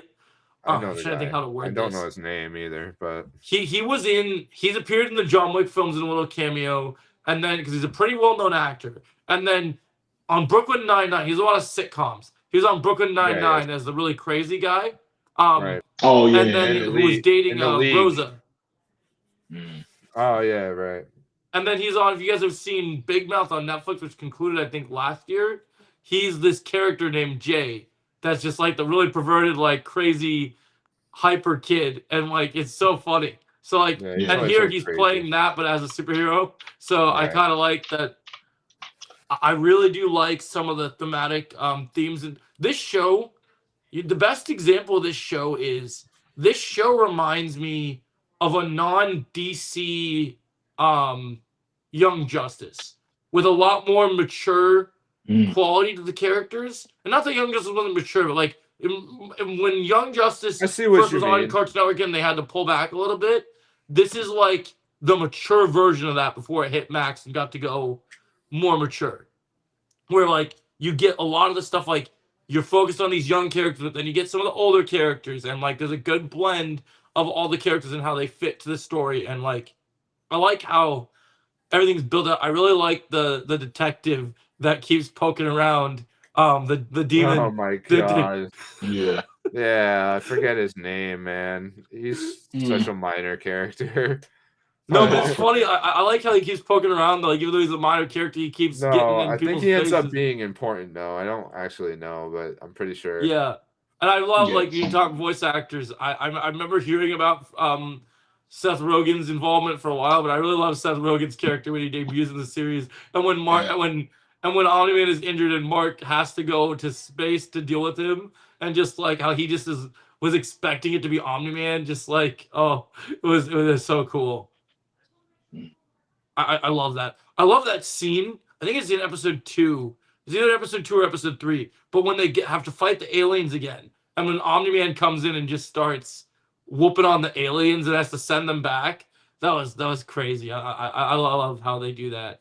Some of the superhero action in this show is crazy. And like I like how like they build the story where like you can see Mark's a superhero. He's a late bloomer. He comes into it, and then he's very like hesitant on like wanting to beat on people, and then the moment that that the aliens have Eve and he's trapped in that like cement trap or whatever it is, the goo, he just like goes crazy and earns his name Invincible and just starts wailing on the dude, and it's just like that's crazy. Like Steven Yeun does a good job voicing. Oh, he kills Mark. it. He kills he it. does a really good job, man. Honestly. Yeah, I was You really gotta surprised. keep watching, Joe. You're gonna love it. It's just such a Yeah. good show. So, Yeah, I'm gonna keep watching it. I'm But, loving it. I'm loving the first 3 episodes. Chris, if we could talk about season 4 a little bit without trying Yeah, to yeah, spoil it. season 4. Yeah. I just like I've been saying that I just really like how dark it is. Like it really feels like it tackles morals in a way that superhero stories don't normally when it comes to like murder specifically, like these giant fights that happen in these cities and like civilians actually dying from it and actually having an impact on the heroes or on the city in general, the people, like Eve's dad, you know what I mean? Like there's some I really like how they actually touch on that kind of stuff because I feel like a lot of superhero stories, like they just kind of that goes like to the side. Yeah, over the head. Yeah, cool. Right. That's why I think. Like, Yeah. People, it happens to people. We don't really talk about it though. You know, like that's what Civil War kind of talks about a little bit. Basically, right? Like, yeah, it's nice how they. But that like stuff. Invincible gets dark with it, you know what I mean? And like the being hated thing from the multiverse part that they I don't want to give away too much, you know what I mean? Like, but and the multiple marks and everything, right? But like, right, yeah, and where he's at because of that, and just everything that's even happening in this new season, like. But the nice little surprise ending at the end of episode 3. Which I thought was cool. I don't want to give that away either, but I'm excited to watch more of it and see where it goes big time. I don't know how many seasons they're going to end up doing, but like, I don't know, like the boys. I think at this point, it could probably go, what, 6, 7 maybe? Well, this came from a comic, right, Luke? Yeah, Robert Kirkman. Same dude. How many of the comics were there? Like, how many comics did they write? How many I don't issues? know how many issues it is. I want to say... 144? I think it is around 100. Is 144 right? issues. Yeah. I don't know if that's the end, but I know that there's at least 144 issues. Right. It's not super long, but it's got some good length to it. You know? Yeah. Right. It's not the best comic I've heard. There's some issues with it, but yeah. Well, I feel like the show corrects that kind of stuff. Right, Yeah, I feel like because even when Seth Mhm. Rogen came in, he had to change a lot of things that was happening. I mean, they had the same Comics and thing stuff with, like that, and I'm so, sure Ken will realize this too if you read up the source material. The Boys was kind of that too, where a lot of the stuff in the comics wasn't loved. Okay, but here's my thing. Invincible comic is objectively better than the Boys comic. Oh, 100%. Yeah. Yes. No, Invincible is like slightly changed here and there. You know what I mean? To make like better just parts out of the story. Well, the Boys is completely. The Boys is like this guy took the concepts and twisted them into something like so much better than what it actually was. I feel like, you know, like and took those shock value moments and made them more appropriate. Like, have you watched any more of season 2 of? Have you watched any more of season 2 of The Boys, Kenna? No, not yet. I'm still only on episode 6, but I'll be finishing soon.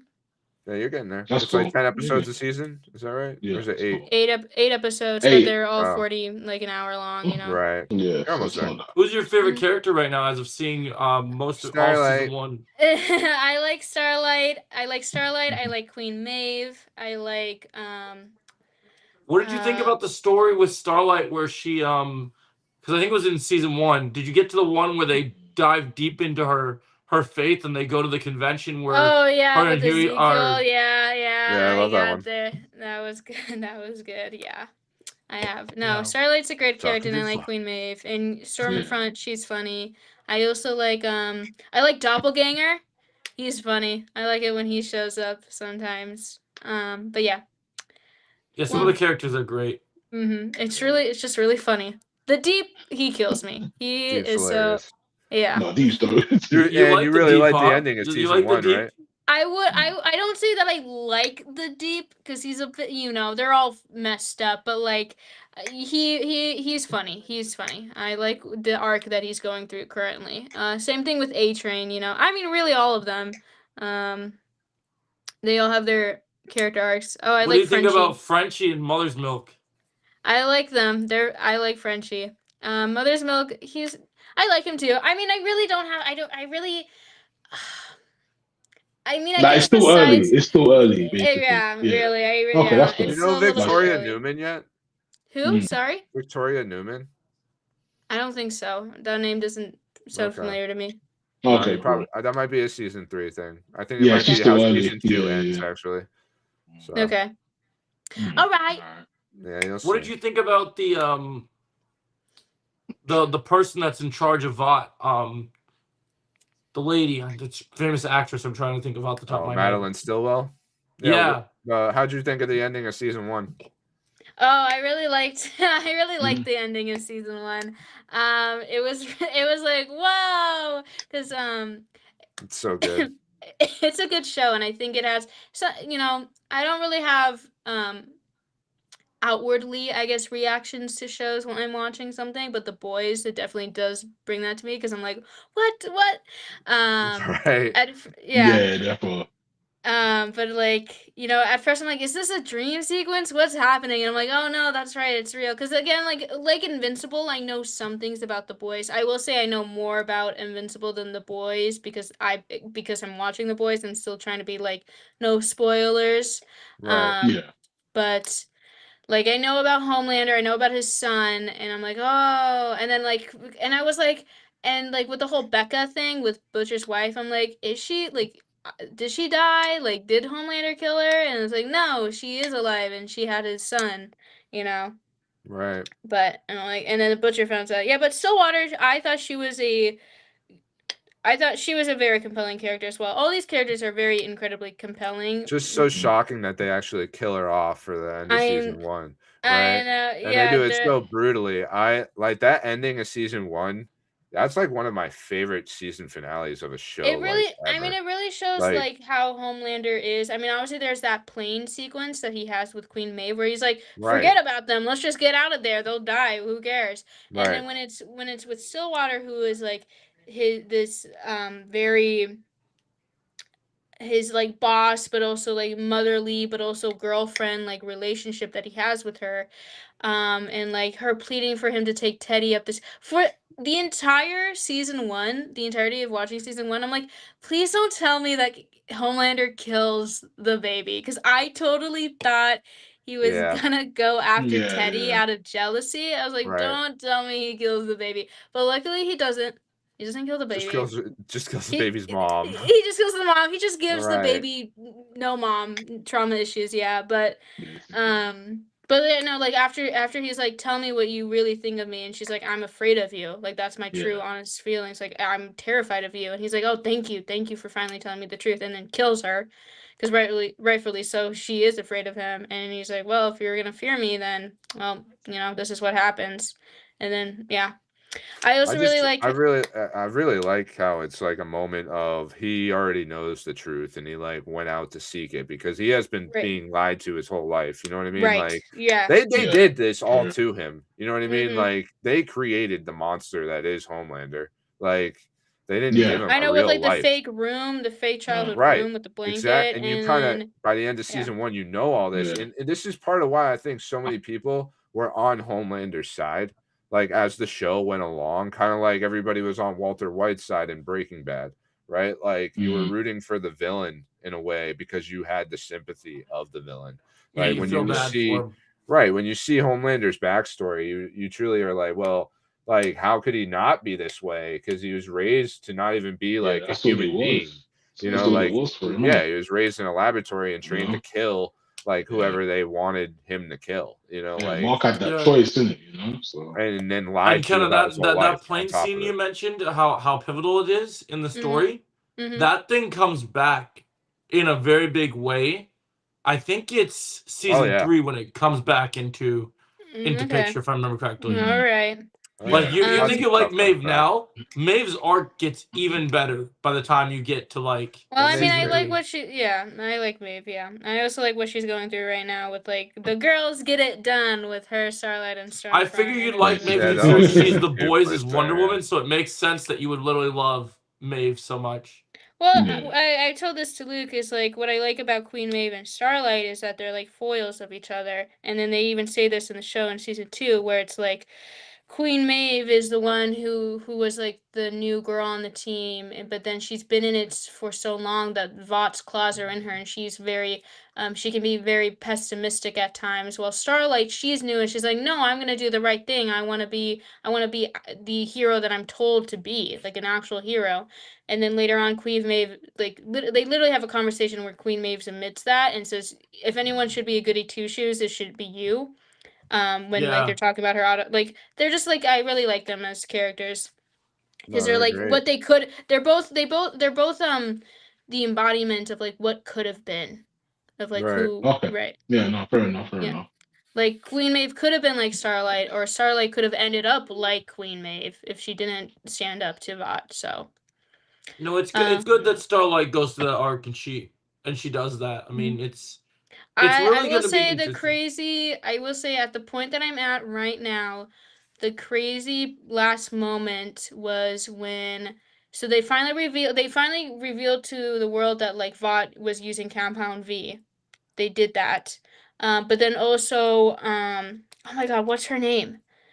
Was it, I think it was the FBI lady, the cop lady that not Huey, Butcher was talking to, and then like they were Right, that talking, he and needed a then favor from right, and at the then end of season 1.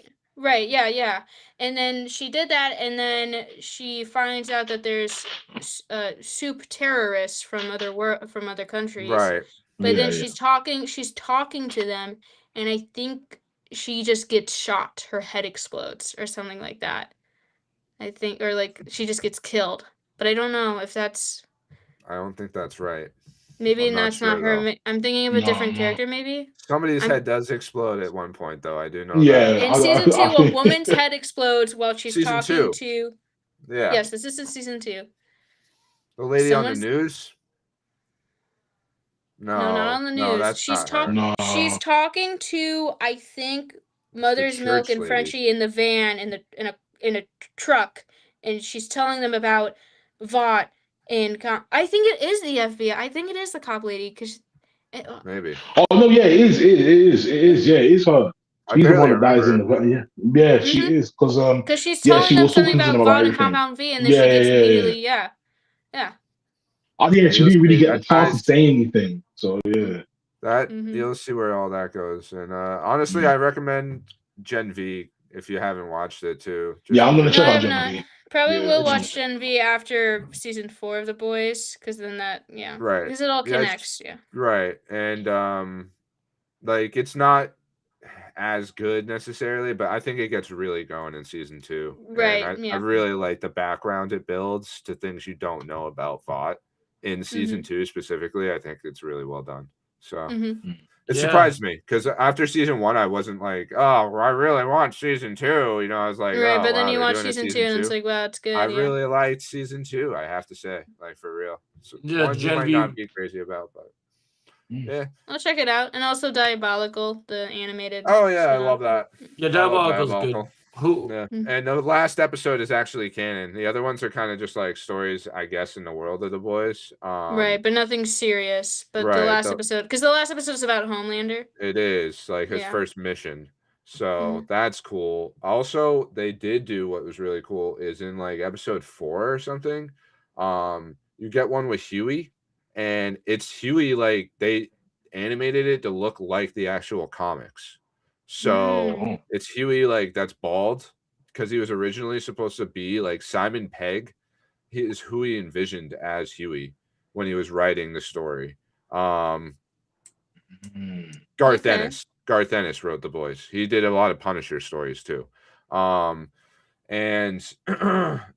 when that's why like Simon Pegg was too old to play Huey when they were casting the show. That's why they got Simon Pegg to play his dad. So that's like a little Easter egg for you if you didn't know. Oh, Okay. great. That's cool. And Fair I enough. believe in that, I don't know if it's Simon Pegg that voices him in that episode. It might not be, but it could be. I can't remember that part right. But it's supposed to be like he's supposed to be Russian, I think, too, or something.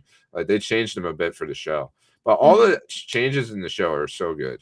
I They've know done- it works. It works so Yeah. much better. Yeah, Eric it works so much Kirkby, better. I think is his name that adapted the show. And I literally like whatever he does next, I'm watching it. Period. Like I don't care. He did such a good job with The Boys. When you look at the comic, he started off doing Supernatural, which is why he's brought so many people in from the Supernatural universe. Is it Jason Ankles?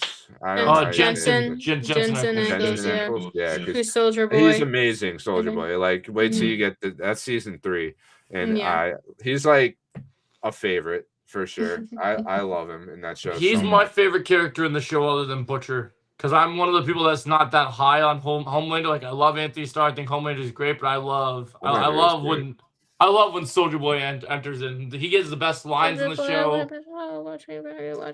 I think this last season should be really fun. You know, I'm Yeah, really this hoping season for should like be- big shit every. Yeah, they said, episode. they Let's said go. anyone can get it. That's what they said. Anyone's gonna Right. It's the end, pop man. off and go. So this is it. Like, you know what I Right. mean? So I want to we see gotta how it goes down. I don't want any more continuations. Like, show me the end, bro. There Like, was an article where he said something about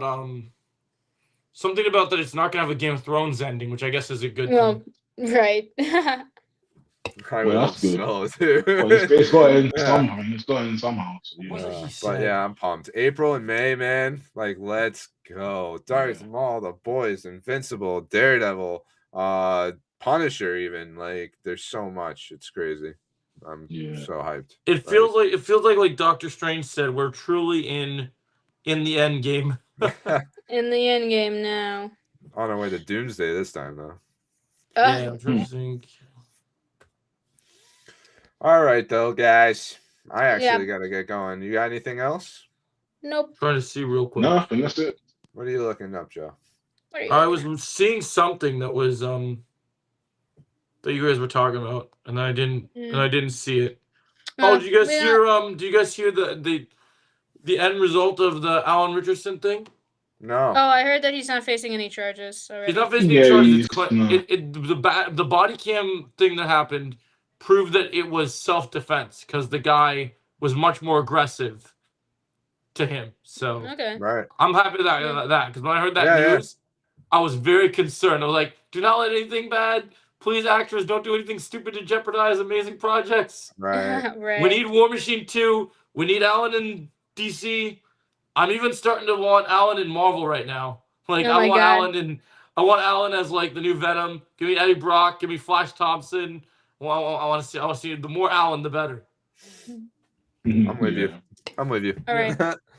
All right, guys. Mhm. Thanks for watching. Support's always appreciated. And we'll catch Yeah. you next week, Wednesday at 3 At- p.m. EST on next same bad time, same bad channel. Take it easy, guys. Take care, guys.